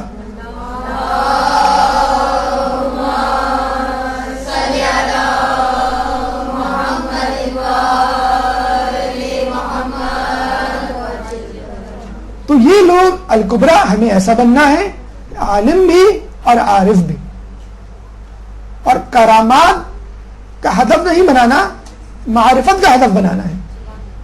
کہ جیسے جسے کہتے ہیں نا کہ دعا یہ کرنی چاہیے کہ اللہ میرے سامنے چیزوں کی حقیقت کو سامنے کر دے، یعنی جیسی چیز ہے ویسی ہی نظر آئے۔ دنیا حقیر ہے تو پھر مجھے حقیر نظر آئے، دنیا کو دیکھ کر میری رال نہ ڈب گئے، کسی کا ڈریس دیکھ کے، کسی کی گاڑی دیکھ کے، کسی کا بنگلہ دیکھ کے میں اس سے متاثر نہ ہو جاؤں۔ ہاں کسی کا علم دیکھ کے، کسی کا تقویٰ دیکھ کے، کسی کی عبادت دیکھ کے میں جو ہوں متاثر ہوں، کوئی بات نہیں۔ تو دنیا کی حقیقت جس طرح ہے اس طرح جنت کی حقیقت جس طرح ہے، دوزخ کی حقیقت جس طرح ہے۔ تو ہمیں فقط عالم نہیں بننا، فقط عارف نہیں بننا، بلکہ الکبریٰ بننا ہے، علم بھی حاصل کرنا ہے اور علم کی معرفت بھی۔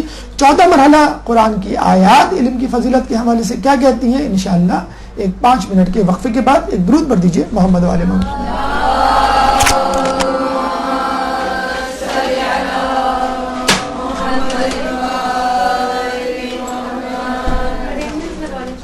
اعوذ باللہ من الشیطان الرجیم، بسم اللہ الرحمن الرحیم۔ گفتگو کا سلسلہ وہی سے شروع کرتے ہیں کہ قرآن مجید میں علم دین کے حوالے سے کیا گفتگو ہے، اس کی فضیلت، تاکہ اس کا درک کر کے ہماری اشتہا اور دلچسپی میں اضافہ ہو کہ ہم علم دین کی طرف رخ کریں۔ پہلی وحی جو نازل ہوئی رسول پر پڑھنے کے حوالے سے، حکم علم دین، حصول علم دین، اقرأ بسم ربک الذی خلق خلق الانسان من علق، کہ پڑھ اپنے رب کے نام سے جس نے تجھے پیدا کیا اور انسان کو ایک گوشت کے لوتھڑے سے پیدا کیا۔ یعنی انسان پہلے کیا تھا، ایک گوشت کا لوتھڑا، یعنی خون، جمع ہوا خون، جسے کہ الگ کہتے ہیں، جمع ہوا خون یعنی کراپ، وہ نجس ہوتا ہے۔ تو ایک چیز نجس ہے، اس کے باوجود اشرف المخلوقات ہے، کیوں؟ کیونکہ اس کے پاس علم ہے، اس نے پڑھا ہے۔ نجاست سے اشرف المخلوقات کا سفر کب طے ہوگا؟ علم کے ذریعے طے ہوگا، ورنہ انسان نجس کا نجس رہے گا، حیوان کا حیوان رہے گا۔ بلکہ اشرف المخلوقات نہیں، اشرف المخلوقات میں بھی رہنمائی، لیڈرشپ اس کے پاس ہوگی۔ جب موسیٰ علیہ السلام نے لوگوں پر طالوت جیسے شخص کو امیر مقرر کیا بحکم خداوندی، جو کہ غریب تھا لیکن عالم تھا، بہادر تھا، لوگوں نے اعتراض کیا کہ تو غریب ہے، اس کا کوئی سوشل اسٹیٹس نہیں ہے، یہ کیوں کر ہم پر عالم ہو سکتا ہے؟ اللہ نے فرمایا قال ان اللہ اصطفاہ علیکم وزادہ بسطۃ فی العلم والجسم، کہو کہ اللہ نے اسے چنا ہے تم پر کیونکہ وہ علم میں اور جسم میں تم سے برتری رکھتا ہے، یعنی بہادر ہے اور علم والا ہے۔ تو علم اور علم بھی علم دین انسان کو اشرف المخلوقات ہی نہیں بلکہ رہنما، لیڈر بناتا ہے۔ اور امامت کے لیے بھی دیکھیے، اگر مولا رسول کے بعد امامت ولایت کا حق رکھتے تھے تو حقیقی تناظر میں دیکھا جائے تو یہ ان کا علم تھا جو سب پہ بھاری تھا، جو دعویٰ کر سکتے تھے تنہ تنہا سلونی سلونی قبل ان تفقدونی، کسی کے پاس یہ ہمت نہیں تھی کہ وہ دعویٰ کر سکے۔ تو ولایت، امامت، رہنمائی سب علم کی محتاج ہے۔ اور اگر آپ دنیاوی نقطہ نگاہ سے دیکھیں تو دنیا میں اس وقت وہی قومیں ترقی کر رہی ہیں جو علم میں آگے ہیں۔ امریکہ کو کتنا برا بھلا کہہ لیں آپ، کتنا گالیاں دے لیں، امریکہ مرد آباد کے نعرے لگا لیں، لیکن بہرحال امریکہ کی ترقی یا اس کی طاقت اس کے علم کے مرہون منت ہے۔ علماء فرماتے ہیں، دانشور مفکرین اس بات پہ یکسو ہیں کہ مغرب کی ترقی کا راز اس کے ڈسکو کلبز نہیں ہیں بلکہ اس کی لائبریریز ہیں، ان کے گٹار نہیں ہیں، ان کی کتابیں ہیں۔ اس علم نے ان کو سپر پاور بنایا، اس علم نے ان کو اس نہج پر پہنچایا ہے کہ ہمارے لوگ گرین کارڈ اور امیگریشن کے دیوانے ہیں، ہمارے لوگ وہاں جانے کے لیے اپنی زندگی کو داؤ پہ لگانے کے لیے تیار ہیں۔ کبھی آپ نے دیکھا کیماڑی یا منوڑا کے پاس انگریزوں سے گوروں سے بھرا ہوا جہاز الٹ کے گر گیا اور 250 گورے شہید ہو گئے؟ ہاں یہ ضرور سنا ہوگا، یونان کے ساحل پر، آسٹریلیا کے ساحل پر ایک جہاز یا لانچ گر گئی، اس میں بہت سارے مسلمان تھے جو کہ دریا برد ہو گئے۔ کیوں؟ وہاں کی خوشحالی، تو خوشحالی کس سبب آئی؟ علم کے وسیلے سے آئی۔ آج بھی اگر کوئی قوم ترقی کر رہی ہے علم کی بدولت، اور اگر کوئی قوم تنزلی کا شکار ہے تو جہالت کی بدولت۔ ایک اور فائدہ جو علم حاصل کرنے سے ہوتا ہے وہ ہے خوف الہی، جو انسان کو ظلم سے باز رکھتا ہے. انما یخشی اللہ من عبادہ العلماء، خوف خدا رکھنے والوں میں عالم تلاش کرو.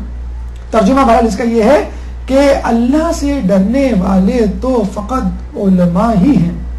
کسی نے عالم دین سے سوال کیا اگر کسی عالم دین میں خوف الہی نہ ہو تو عالم نے جواب دیا خوف خدا رکھنے والوں میں عالم تلاش کرو، عالم کے اندر خوف الہی تلاش نہ کرو. یعنی جو علم رکھے گا ضروری نہیں کہ وہ خوف رکھے، لیکن جو خوف رکھتا ہے وہی حقیقی عالم ہے. وہ ہم نے کہا کہ انسان علم تو حاصل کر لے، لیکن علم حاصل کرنے کے بعد معرفت الہی نہ ہو، تزکیہ نفس نہ ہو، تو پھر کیا فائدہ آپ کے علم حاصل کرنے کا. دو مثالیں بڑی عجیب مثالیں ہیں 18ویں صدی کے نیوٹن کی اور اس وقت 20ویں صدی کے اسٹیفن ہاکنگ کی. نیوٹن اپنے زمانے میں فزکس کا بے تاج بادشاہ تھا، اور اس وقت فزکس کا سب سے بڑا سائنسدان کون ہے؟ Stephen Hawking. چلیں آپ لوگوں کو نام معلوم ہے، لیکن لوگوں سے اگر کسی سائنسدان کے بارے میں پوچھا جائے تو بیچارے ڈم ہو جاتے ہیں. انڈین اداکاروں کے بارے میں پوچھا جائے تو فوراً 1 2 3 انگلیاں ختم ہو جاتی ہیں، گنتی ختم نہیں ہوتی. نیوٹن نے گریویٹیشنل فورس دریافت کی اور اس کی بنیاد پر اس کے خوف الہی میں اضافہ ہوا. اس نے کہا یہ ممکن ہی نہیں کہ گریویٹیشنل فورس خود بخود پیدا ہو جائے، یہ ممکن ہی نہیں. اس گریویٹیشنل فورس کی وجہ سے پلانٹس سورج کے گرد ایک مخصوص رفتار کے ساتھ اور خود آپس میں ایک مخصوص فاصلے کے ساتھ گردش کریں. ضرور بھی ضرور خدا ہے جو اس نظم و ضبط کے ساتھ ان ستاروں کو، سورج کے سیاروں کو سورج کے گرد گھومنے پہ مجبور کر رہا ہے. اور وہی گریویٹیشنل فورس اسٹیفن ہاکنگ کو خدا سے دور کر رہی ہے. عجیب بات ہے. اسٹیفن ہاکنگ یہ کہہ رہا ہے کہ گریویٹیشنل فورس ہمیں یہ کہتی ہے کہ یہ کائنات خود سے خود وجود میں آ سکتی ہے، خدا کی ضرورت نہیں. ہر چیز کے پیچھے ایک کاز موجود ہے. جس طرح انڈا مرغی بناتا ہے اور مرغی انڈا بناتی ہے، بس یہ دونوں ایک دوسرے کا کاز ایفیکٹ ہے، اس میں خدا کہیں ہے. تو آپ نے دیکھا کہ ایک ہی علم ہے، ایک ہی تحقیق، ایک ہی دریافت. ایک سائنسدان اسی ریسرچ کی بنیاد پر خدا سے قریب ہو جاتا ہے اور ایک سائنسدان اسی ریسرچ کی بنیاد پر خدا سے دور ہو جاتا ہے. اگر انسان علم اس لیے حاصل کرے کہ حق تک پہنچے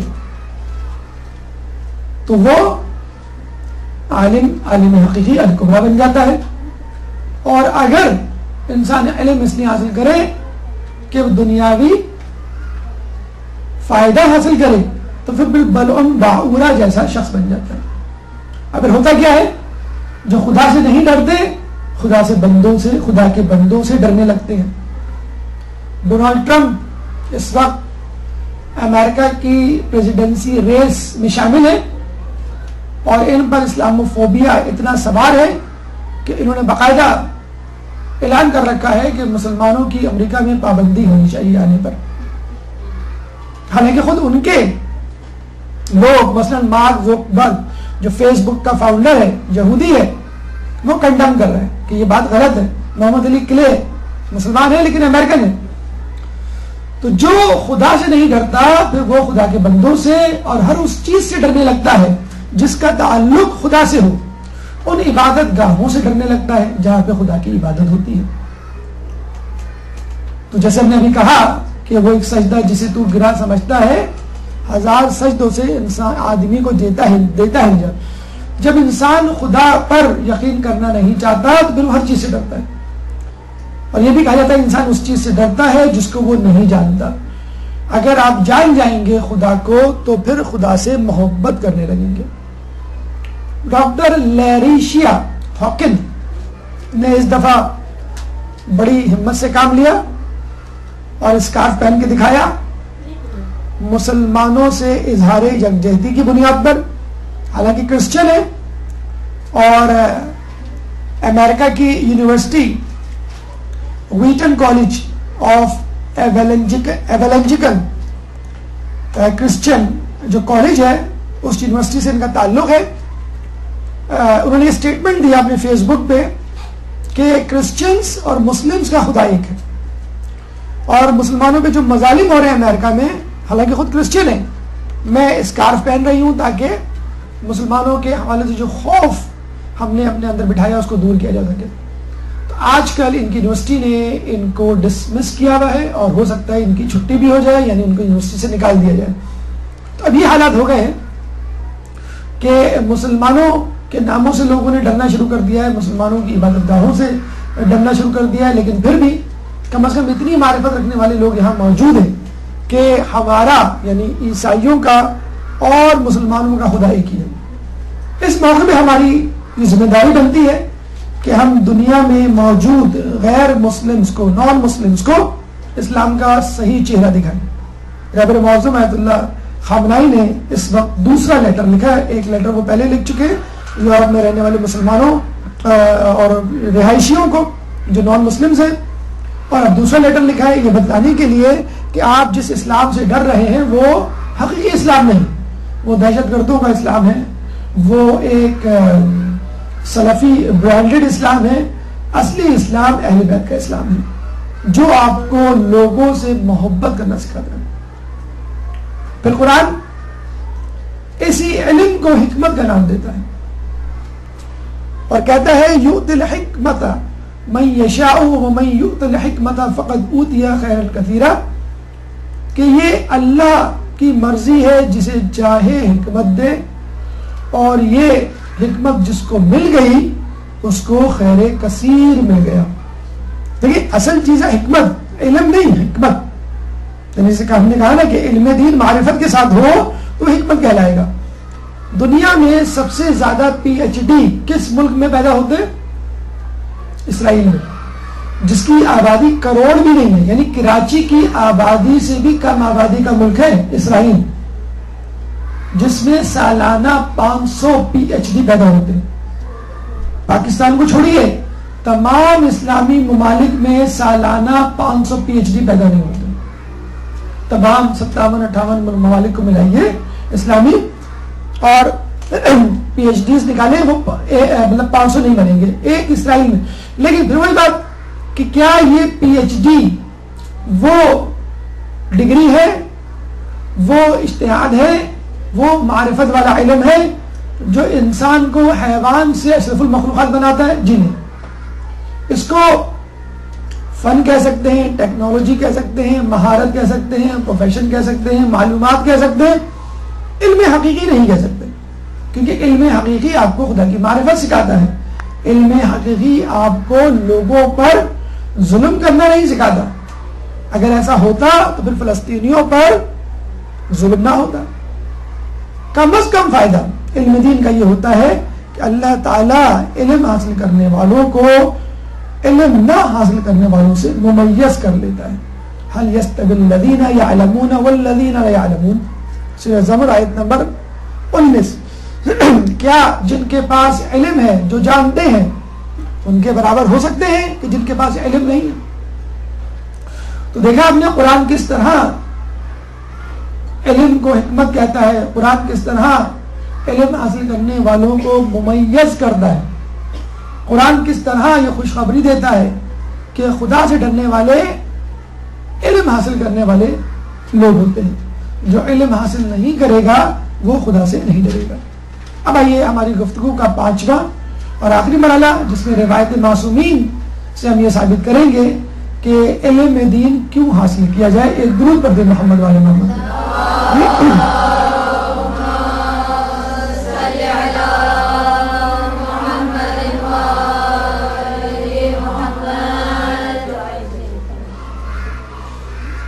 دیکھیے سب سے پہلا فائدہ جو آپ کو مدرسے آ کر علم دین حاصل کر کے ہوتا ہے وہ ایک خوشخبری ہے.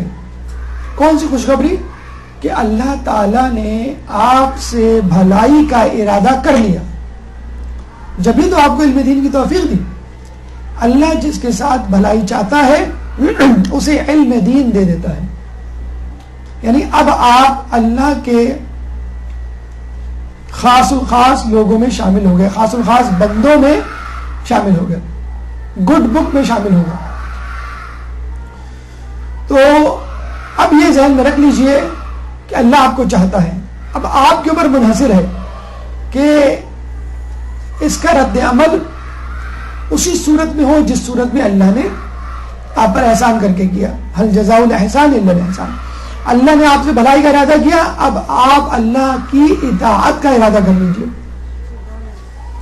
نمبر 2،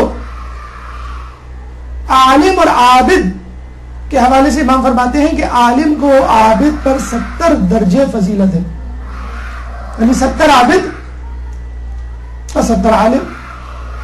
یعنی ایک عالم دین علم حاصل کر رہا ہے اور ایک عابد ہے جو عبادت کر رہا ہے. 70 عابدوں کو ایک پلڑے میں رکھیں تو ایک عالم کے برابر ہوں گے. کیوں؟ عابد اپنی عبادت کی بنیاد پر جنت میں جائے گا، عالم اپنے علم کی بنیاد پر نہ صرف جنت میں جائے گا بلکہ اور لوگوں کو بھی جنت میں لے جائے گا. یعنی نہ صرف یہ کہ وہ اپنی جنت کا ضامن ہے بلکہ لوگوں کی جنت کا. کتنے لوگوں کو؟ عجیب و غریب حدیث ہے کہ سمجھنے میں بھی وقت لگتا ہے.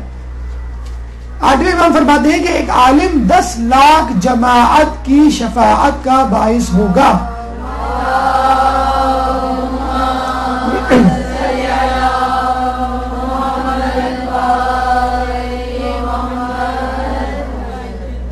دس لاکھ کی جماعت اور ایک جماعت 1 لاکھ افراد پر مشتمل ہوگی. تو 1 لاکھ ملٹیپلائی بائی 10 لاکھ آپ دیکھ لیجئے کتنے زیادہ افراد. اس لیے کہا جاتا ہے کہ علماء سے تعلقات رکھیں، علماء کی دعائیں لیں، علماء کے لیے دعائیں کریں تو وہ آپ کو قیامت میں پہچانیں گے اور آپ کو جنت تک پہنچائیں گے. تو یہ جو سفر آپ نے شروع کیا ہے یہ نہ صرف آپ کی اپنی جنت کا سفر ہے بلکہ اپنے قرب و جوار میں رہنے والے لوگوں کو جنت میں لے جانے کا سامان بھی.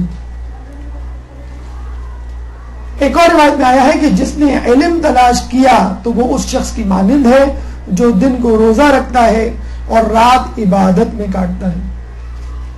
ہم لوگوں میں سے کتنے لوگوں کی خواہش ہوتی ہے؟ یہ ایک آئیڈیل لائف ہے کہ آدمی رات بھر عبادت کرے اور دن میں روزہ رکھے. بس اور کیا چاہیے آپ کو؟ رات بھی نیکی میں کٹ گئی اور دن بھی نیکی میں کٹ گیا. لیکن آپ کچھ نہ کریں، یعنی رات کو سوتے رہیں اور دن میں کھائیں پیئیں لیکن علم حاصل کرتے رہیں دن بھر کسی نہ کسی دور پہ. تو بس اب آپ کا شمار راتوں کے عابد اور دن کے روزہ داروں میں ہوگا.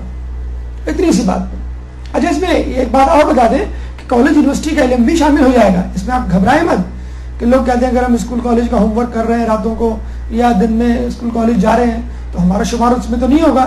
اگر آپ نے اسکول اور کالج کے علم کو ذریعہ بنا لیا ہے معرفت الہی کا کہ مجھے جیوگرافی پڑھ کے، جیولوجی پڑھ کے، بایولوجی پڑھ کر یا سائنس پڑھ کر، آرٹس پڑھ کر، کامرس پڑھ کر خدا کی معرفت حاصل کرنی ہے تو پھر آپ کا یہ تمام علم جو ہے آپ کی نیکی میں شامل ہوگا اور آپ کو دن کے روزے اور رات کی عبادت کا ثواب دے گا. ایک درود پڑھ دیں محمد والے.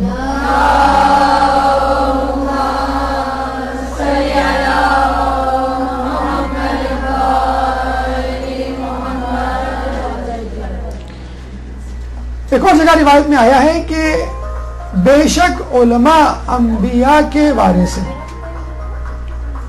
انبیاء کی کیا سنت ہے، انبیاء کا کیا وظیفہ ہے؟ لوگوں تک علم کو پہنچانا. اب انبیاء کی روایات کو، انبیاء کے علماء کو، انبیاء کے علم کو کون آگے پہنچائے گا؟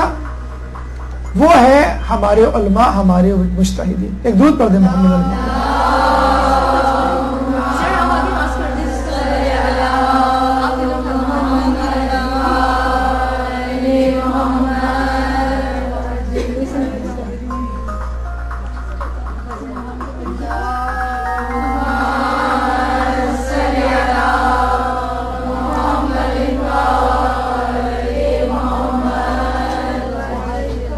اب آپ دیکھ لیجئے کہ آپ کا جو درجہ، آپ کا جو مرتبہ ہے وہ نیکسٹ ٹو انبیاء ہے. مطلب ہم عالم دین کو دیکھیں تو ہم یہ کہہ سکتے ہیں بلا شک و تردد کہ اگر نبوت جاری رہتی تو ان علماء سے کوئی نہ کوئی نبی ہوتا، لیکن چونکہ نبوت ختم ہو چکی چنانچہ اب علماء وارث ہیں، نبی نہیں ہے لیکن نبی کے وارث ہیں. تو جو کچھ انبیاء کے پاس تھا، وارث کا مطلب کیا ہے کہ جو کچھ میرے باپ دادا کے پاس تھا یا میرے جد کے پاس تھا جنہوں نے میرے لیے میراث چھوڑی، اب وہ میرے پاس ہوگا. انبیاء کے پاس کیا ہے؟ علم ہے. انبیاء کے پاس کیا ہے؟ معرفت ہے. انبیاء کے پاس کیا ہے؟ کرامات ہے. انبیاء کے پاس کیا ہے؟ رضا الہی ہے. انبیاء کے پاس کیا ہے؟ جنت کے اعلیٰ ترین درجات. تو اب میں انبیاء کے پیچھے پیچھے ہوں، اس دنیا میں بھی اور آخرت میں بھی. دنیا میں اگر آپ کو ثابت کرنا ہے کہ آپ انبیاء کے وارث ہیں تو پھر آپ کو اپنی زندگی انبیاء کی طرح گزارنی ہے. علم حاصل کرنا ہے، عبادت کرنی ہے، لوگوں کی خدمتیں کرنی ہیں، مشکلات اور مصائب پر صبر کرنا ہے، نعمتوں کے ملنے پر شکر ادا کرنا ہے، نعمتوں کو خدا کی خوشنودی کے لیے استعمال کرنا ہے.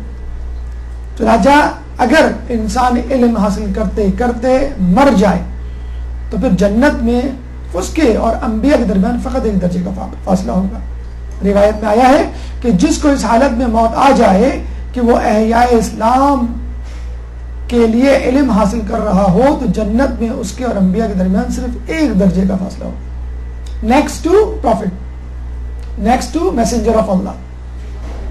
تو آپ خود اندازہ لگا لیجئے اگر آپ کا گھر چیف منسٹر، گورنر ہاؤس یا پریزیڈنسی ہاؤس کے پور جوار میں ہو، پڑوس میں ہو، آپ کو بھی وہی فیسلٹیز، وہی پروٹوکول، وہی سیکیورٹی، وہی آرام و آسائش ملے گی جو آپ کے پڑوس کو ہے.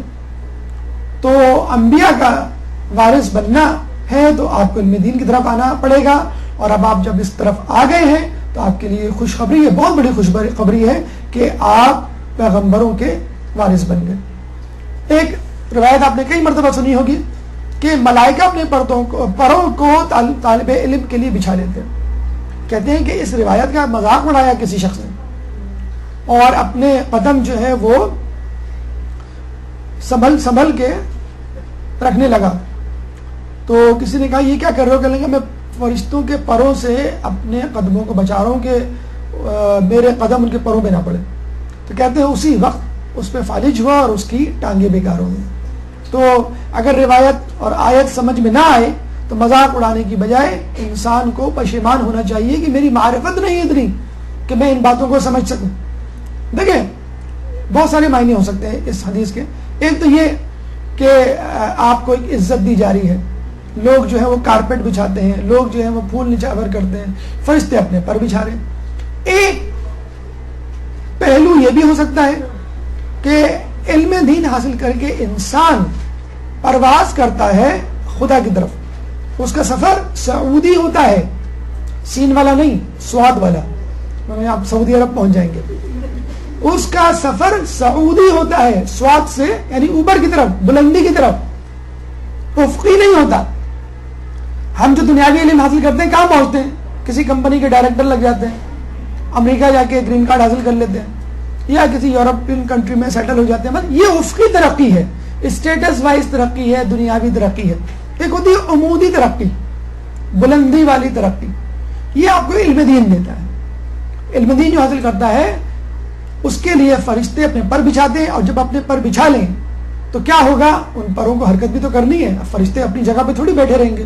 ان پروں کو پھڑ پڑھاتے ہوئے جب وہ اڑیں گے تو پھر آپ ان کے ساتھ مائل با پرواز ہوں گے. ان کی پرواز آسمانوں کی طرف ہوگی، آپ کی پرواز بھی آسمانوں کی طرف ہوگی. ان کی پرواز عرش الہی کی طرف ہوگی، آپ کی پرواز بھی عرش الہی کی طرف ہے. وہ جو کہتے ہیں نا کہ نہیں تیرا نشمن قصر سلطانی کے گنبد پر، تو شاہی ہے بسیرا کر پہاڑوں کی چٹانوں پر. اور صرف پہاڑوں کی چٹانیں نہیں، ستاروں سے آگے بھی ہیں، ابھی عشق کے امتحان اور بھی ہیں. تو یہ علم تو آپ کو اتنا آگے لے جاتا ہے کہ جہاں پر آنکھیں جو ہے وہ کام کرنا بند کرتے ہیں، جہاں پہ دنیا کی بینائی، دنیا کی بصارت جواب دیتے ہیں. جس کے لیے بصارت نہیں بصیرت چاہیے. تو جب آپ اس طرف آتے ہیں، اب اس کی معرفت کہ فرشتے میرے لیے پر بچھا رہے ہیں اور میری ترقی عمودی ہو رہی ہے، پھر وہ معرفت رجب علی خیاط جیسے لوگوں کو ہوتی ہے، پھر وہ معرفت جو ہے وہ آیت اللہ مراشی نجفی جیسے لوگوں کو ہوتی ہے. اگر آپ کو مجھ کو نہیں ہو رہی، اس کا مطلب ہے ہمارا علم شاید دنیاوی جاہو جلال کے لیے ہے. ہمارا علم دین کا حصول فقط اس لیے کہ بھئی میری چند دوستیں مدرسے میں آ رہی ہیں یا علم حاصل کر رہی ہیں، چلو میں بھی علم حاصل کر لوں، یا اچھا ہے چلو یہ بھی فیلڈ اچھی ہے، جس طرح اور فیلڈ میں تھوڑی سی عزت دولت شہرت ہے اس میں بھی ہے، فقط یہ ہدف ہے تو ٹھیک ہے، یہ ہدف بھی مل جائے گا، آپ کو کوئی مسئلہ نہیں ہے. لیکن سعودی ترقی، بلندی والی رفتار یا بلندی کا سفر، قرب خداوندی کا سفر، یہ پھر آپ سے نہیں ہوگا. کم علم زیادہ عبادت سے بہتر ہے. اگر آپ علم حاصل کرتے ہیں لیکن اس پہ یقین کے ساتھ، معرفت کے ساتھ، عمل کے ساتھ، تو بہت زیادہ عبادت سے بہتر ہے کہ انسان جو ہے وہ کم علم کو حاصل کر کے اس پہ عمل کر لے. اس کی مثال ایسی ہے کہ آپ روئی لے لیں ایک پلڑے میں اور اسی حجم کی جو ہے وہ لوہے کی گیند لے لیں مثلا، تو وہ لوہے کی گیند جو حجم میں کم ہے لیکن وزن میں زیادہ ہوگی، کمیت میں زیادہ ہوگی. تو علم عبادت کے ساتھ ہو تو اس عبادت میں وزن پیدا ہو جاتا ہے، اور عبادت بغیر علم کے ہو تو وہ اندر سے کھوکھلی ہو جاتی ہے. وہ قوت، وہ طاقت، وہ معرفت، وہ دقت، وہ زحمت، وہ گہرائی، وہ گہرائی نہیں ہوتی. بہترین چیز جو آدمی کے مر جانے کے بعد بھی فائدہ دے، نیک اولاد، صدقہ جاریہ، علم.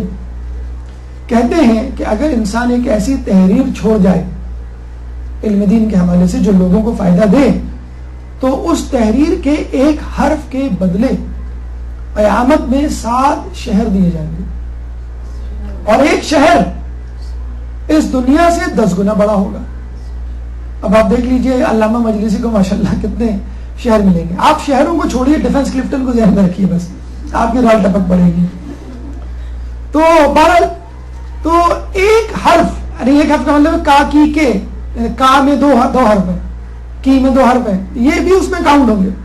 تو ایک حرف کے بدلے 7 شہر اور ایک شہر اس دنیا سے 10 گنا بڑا.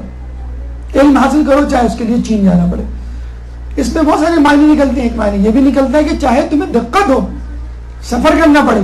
آج کل تو یہ سفر ختم ہو چکا ہے انٹرنیٹ پہ بیٹھ کر، اور آپ لوگ تو بہت خوش قسمت ہیں کہ کراچی میں موجود ہیں، چند کلومیٹرز کے فاصلے پر یا واکنگ ڈسٹینس پر آپ کا مدرسہ موجود ہے. فزیکلی آپ مدرسے میں آ سکتے ہیں، ورنہ کتنے لوگ ہیں جو امریکہ، کینیڈا اور یورپ کے ایسے ممالک میں، ایسے شہروں میں رہ رہے ہیں کہ یہاں دور دور تک جو ہے مدرسوں کا نام و نشان نہیں، مسلمانوں کا نام و نشان نہیں، مسلمان ہیں تو اہل بیت کے ماننے والوں کا نام و نشان نہیں، مساجد کا فقدان. تو یہ ایک نعمت خداوندی ہے جس کا آپ کو احترام کرنا چاہیے اور جس سے استفادہ کرنا چاہیے. جب تک موقع اور ماحول موجود ہے ان مواقعوں سے فائدہ اٹھائیے. عالم کا سونا جاہل کی عبادت سے بہتر ہے، کیونکہ جاہل جب عبادت کرتا ہے تو اس کو شک و شبہات گھیرے ہوئے ہوتے ہیں، اور عالم جب سو رہا ہوتا ہے تو وہ یقین کی نیند لے رہا ہوتا ہے. چنانچہ اس کا سونا عبادت ہی میں شمار ہوگا. رسول ایک دفعہ اپنے حجرے سے نکلے، مدینے کی مسجد میں، مسجد نبوی میں داخل ہوئے تو 2 قسم کے گروہ دیکھے. ایک گروہ عبادت کر رہا تھا اور ایک گروہ علم حاصل کر رہا تھا. رسول اللہ نے انتخاب علمی گروہ کا کیا، یعنی ان لوگوں کے ساتھ بیٹھے جو علم حاصل کر رہا تھا. کیوں کہ جب آپ علم حاصل کریں گے تو آپ کو معلوم ہوگا کہ میں عبادت کیسے کروں، کس کی کروں اور کس طرح کروں. 8ویں امام فرماتے ہیں کہ علم کا طلب کرنا عبادت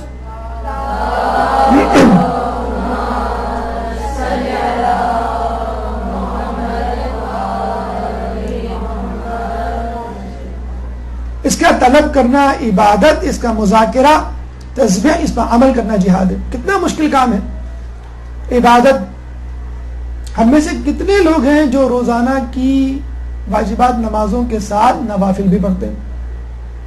کئی لوگوں کو تو نوافل ہی شاید یاد نہ ہو کہ کب پڑھے جاتے ہیں، پہلے یا بعد میں. کتنے لوگ ہوں گے حقیقی طور پہ مشکل کام ہے. اور یہاں عبادت سے مراد یہ نوافل والی عبادت نہیں, راتوں کو جاگنے والی عبادت جس کو عبادت کہا جائے, ورنہ یہ تو ایک عام سی روٹین روزمرہ کی عبادت ہے. اس کا مذاکرہ یعنی ڈسکشن, تسبیح کون سی تسبیح جو ہر وقت آپ کی زبان پہ جاری رہے, کتنا مشکل کام ہے. منٹ 2 منٹ 5 منٹ 10 منٹ 1 گھنٹہ آپ ذکر کر لیں گے, لیکن ہم وقت ذکر میں مشغول رہنا بڑا مشکل کام ہے. جہاد, اپنی زندگی کو اپنی جان کو خطرے میں ڈالنا, شہید ہونا, اللہ کی راہ میں جان دینا, مصیبتیں مشکلات برداشت کرنا کتنا مشکل کام ہے. بیٹھے بیٹھے آپ کو جہاد کا ثواب مل سکتا ہے اگر آپ علم حاصل کر کے اس پر عمل کرنا شروع کر دیں. مولانا فرماتے ہیں اے لوگوں جان لو کہ دین کا کمال علم کا سیکھنا, اس پر عمل کرنا ہے. اگر آپ چاہتے ہیں کہ دین کو کمال کی منزل پر لے جائیں تو اس کو حاصل کریں اور اس پر عمل بھی کریں. اگر آپ نے دین کو ایسے ہی چھوڑ دیا اور اس کو نہیں اپنایا, یا اگر اپنایا تو اس پہ عمل نہیں کیا, یعنی بے عمل عالم کی طرح, بلعم باورا کی طرح یا دنیا پرستوں کی طرح, تو آپ علم دین میں کمال نہیں حاصل کر سکیں گے. تو یہاں گریڈ سسٹم نہیں ہے. جیسے فزکس, کیمسٹری, میتھمیٹکس, بایولوجی میں آپ سبجیکٹس کو پڑھتے ہیں, اچھے نمبر لاتے ہیں, اس کا مطلب یہ نہیں ہوا کہ آپ کا اس سبجیکٹ پہ یقین ہے. ہمارے اسلامیات کا سبجیکٹ پڑھایا جاتا ہے, وہ لیول میں میٹرک میں بہت ساری باتیں عقائد کے خلاف جاتی ہیں آپ کے, آپ ان کو لکھ کے بھی آتے ہیں, آپ کو A گریڈ بھی مل جاتا ہے. تو کیا آپ ان باتوں پر عمل کرتے ہیں, یقین کرتے ہیں؟ نہیں کرتے. ہمارا عقیدہ ان سے بالکل مختلف ہے. تو دنیاوی تعلیم میں گریڈ سسٹم ہے, ABC, اور یہاں پہ معرفت الہی ہے, یہاں پہ نورانی اور ظلماتی حجابات ہیں جن کو آپ کو طے کرنا ہے. علم انبیاء کی میراث ہے, مال جابروں اور فرعونوں کی. تو اگر کسی کو دولت مند دیکھ کر آپ یہ کہیں کہ اللہ کا محبوب ہے تو یہ یقینی بات نہیں. ہو سکتا نہ ہو, لیکن ہے بہرحال فرعونوں اور جابروں کی جاگیر, علماء کی جاگیر نہیں. ورنہ زیادہ تر علماء آپ کو بادشاہت یا حکومت یا حکمرانی لیے ہوئے نظر آتے ہیں, سوائے چند انبیاء کے آپ کو حکمراں پیغمبر نہیں ملیں گے, بادشاہ پیغمبر نہیں ملیں گے. تو اصل ہدف علم ہو, اس کے ساتھ اگر کوئی چیز مل جائے تو کوئی حرج نہیں. مال مومن اور کافر دونوں کے لیے میسر ہے, جبکہ علم صرف مومن کے لیے میسر ہے. ابھی ہم نے بات کی, اگر کسی کے پاس مال ہے, مالدار ہے, دولت مند ہے, تو ہو سکتا ہے وہ اللہ کا محبوب ہو سکتا ہے وہ اللہ کا محبوب نہ ہو. لیکن اگر کسی کے پاس علم دین ہے, علم دین یعنی معرفت والا علم, تو وہ حقیقی طور پہ مومن ہے. تو اگر آپ کو حقیقی مومن بننا ہے تو آپ کا ہدف علم دین ہونا چاہیے, اور کسی بھی مالدار سے مرعوب نہیں ہونا چاہیے, کیونکہ کچھ بات معلوم نہیں کہ وہ اللہ کا حقیقی بندہ ہے کہ نہیں. ہاں, عالم دین کے لیے, عالم دین یعنی الکبرا والا جو معرفت کے ساتھ ہو, وہ حقیقی طور پہ مومن ہے, اور وہی آپ کا ہدف ہے. ہر آدمی کی قیمت اس کے علم کے مطابق ہوتی ہے. جیسے ہم نے کہا کہ کم علم زیادہ عبادت سے بہتر ہے. یعنی آپ سو رہے ہیں, کچھ بھی نہیں کر رہے, دیکھا جاتا آپ عبادت ہی نہیں کر رہے, لیکن پھر بھی وہ نیکی میں شمار ہوتا ہے. تو جتنا علم زیادہ ہوگا اتنا آپ کے عمل میں وزن پیدا ہوگا, یعنی کمیت زیادہ ہوتی چلی جائے گی. اور جتنا علم کم ہوگا, زیادہ عمل کے باوجود آپ اس کے اندر وزن نہیں پیدا کر سکتے. اسی لیے امام نے بہت واضح انداز سے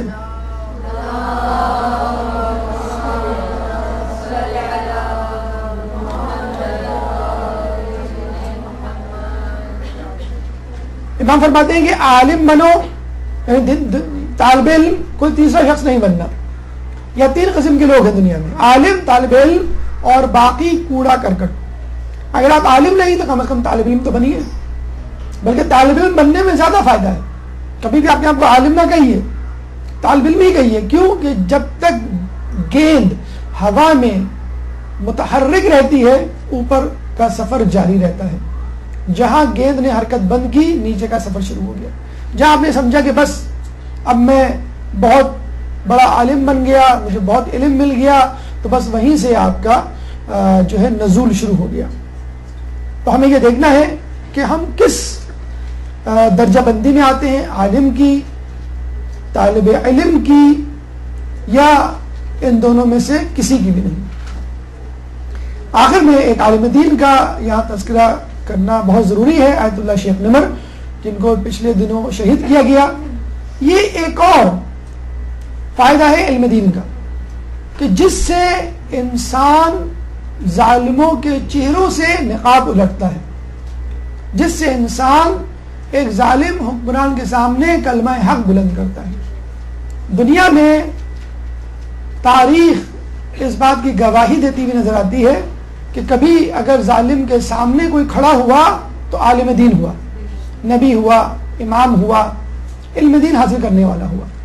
دنیاوی علوم کے حامل لوگ یا دنیاوی آرام و آسائش کے طلبگار لوگ کبھی بھی ظالم کے سامنے کلمہ حق بلند نہیں کرتے، کیونکہ اس صورت میں دنیا سے ہاتھ دھونا پڑے گا، جس کے لیے تو وہ علم حاصل کر رہے ہیں، جس کے لیے تو وہ سارے کام کر رہے ہیں۔ تو دنیا کی قوموں میں جو تبدیلیاں لے کر آئے ہیں وہ ڈاکٹر، انجینئر، کاروباری افراد نہیں، بلکہ علماء، انبیاء اور ائمہ، یہ لوگ جو حامل علم دین تھے۔ تو آل سعود کی نقاب کو الٹنے والے ایک عالم دین تھے، آیت اللہ تھے۔ اگر یہ کلمہ حق کو بلند نہ کرتے تو لوگوں کو معلوم ہی نہیں ہوتا کہ سعودی عرب میں شیعوں کی کثیر تعداد موجود ہے۔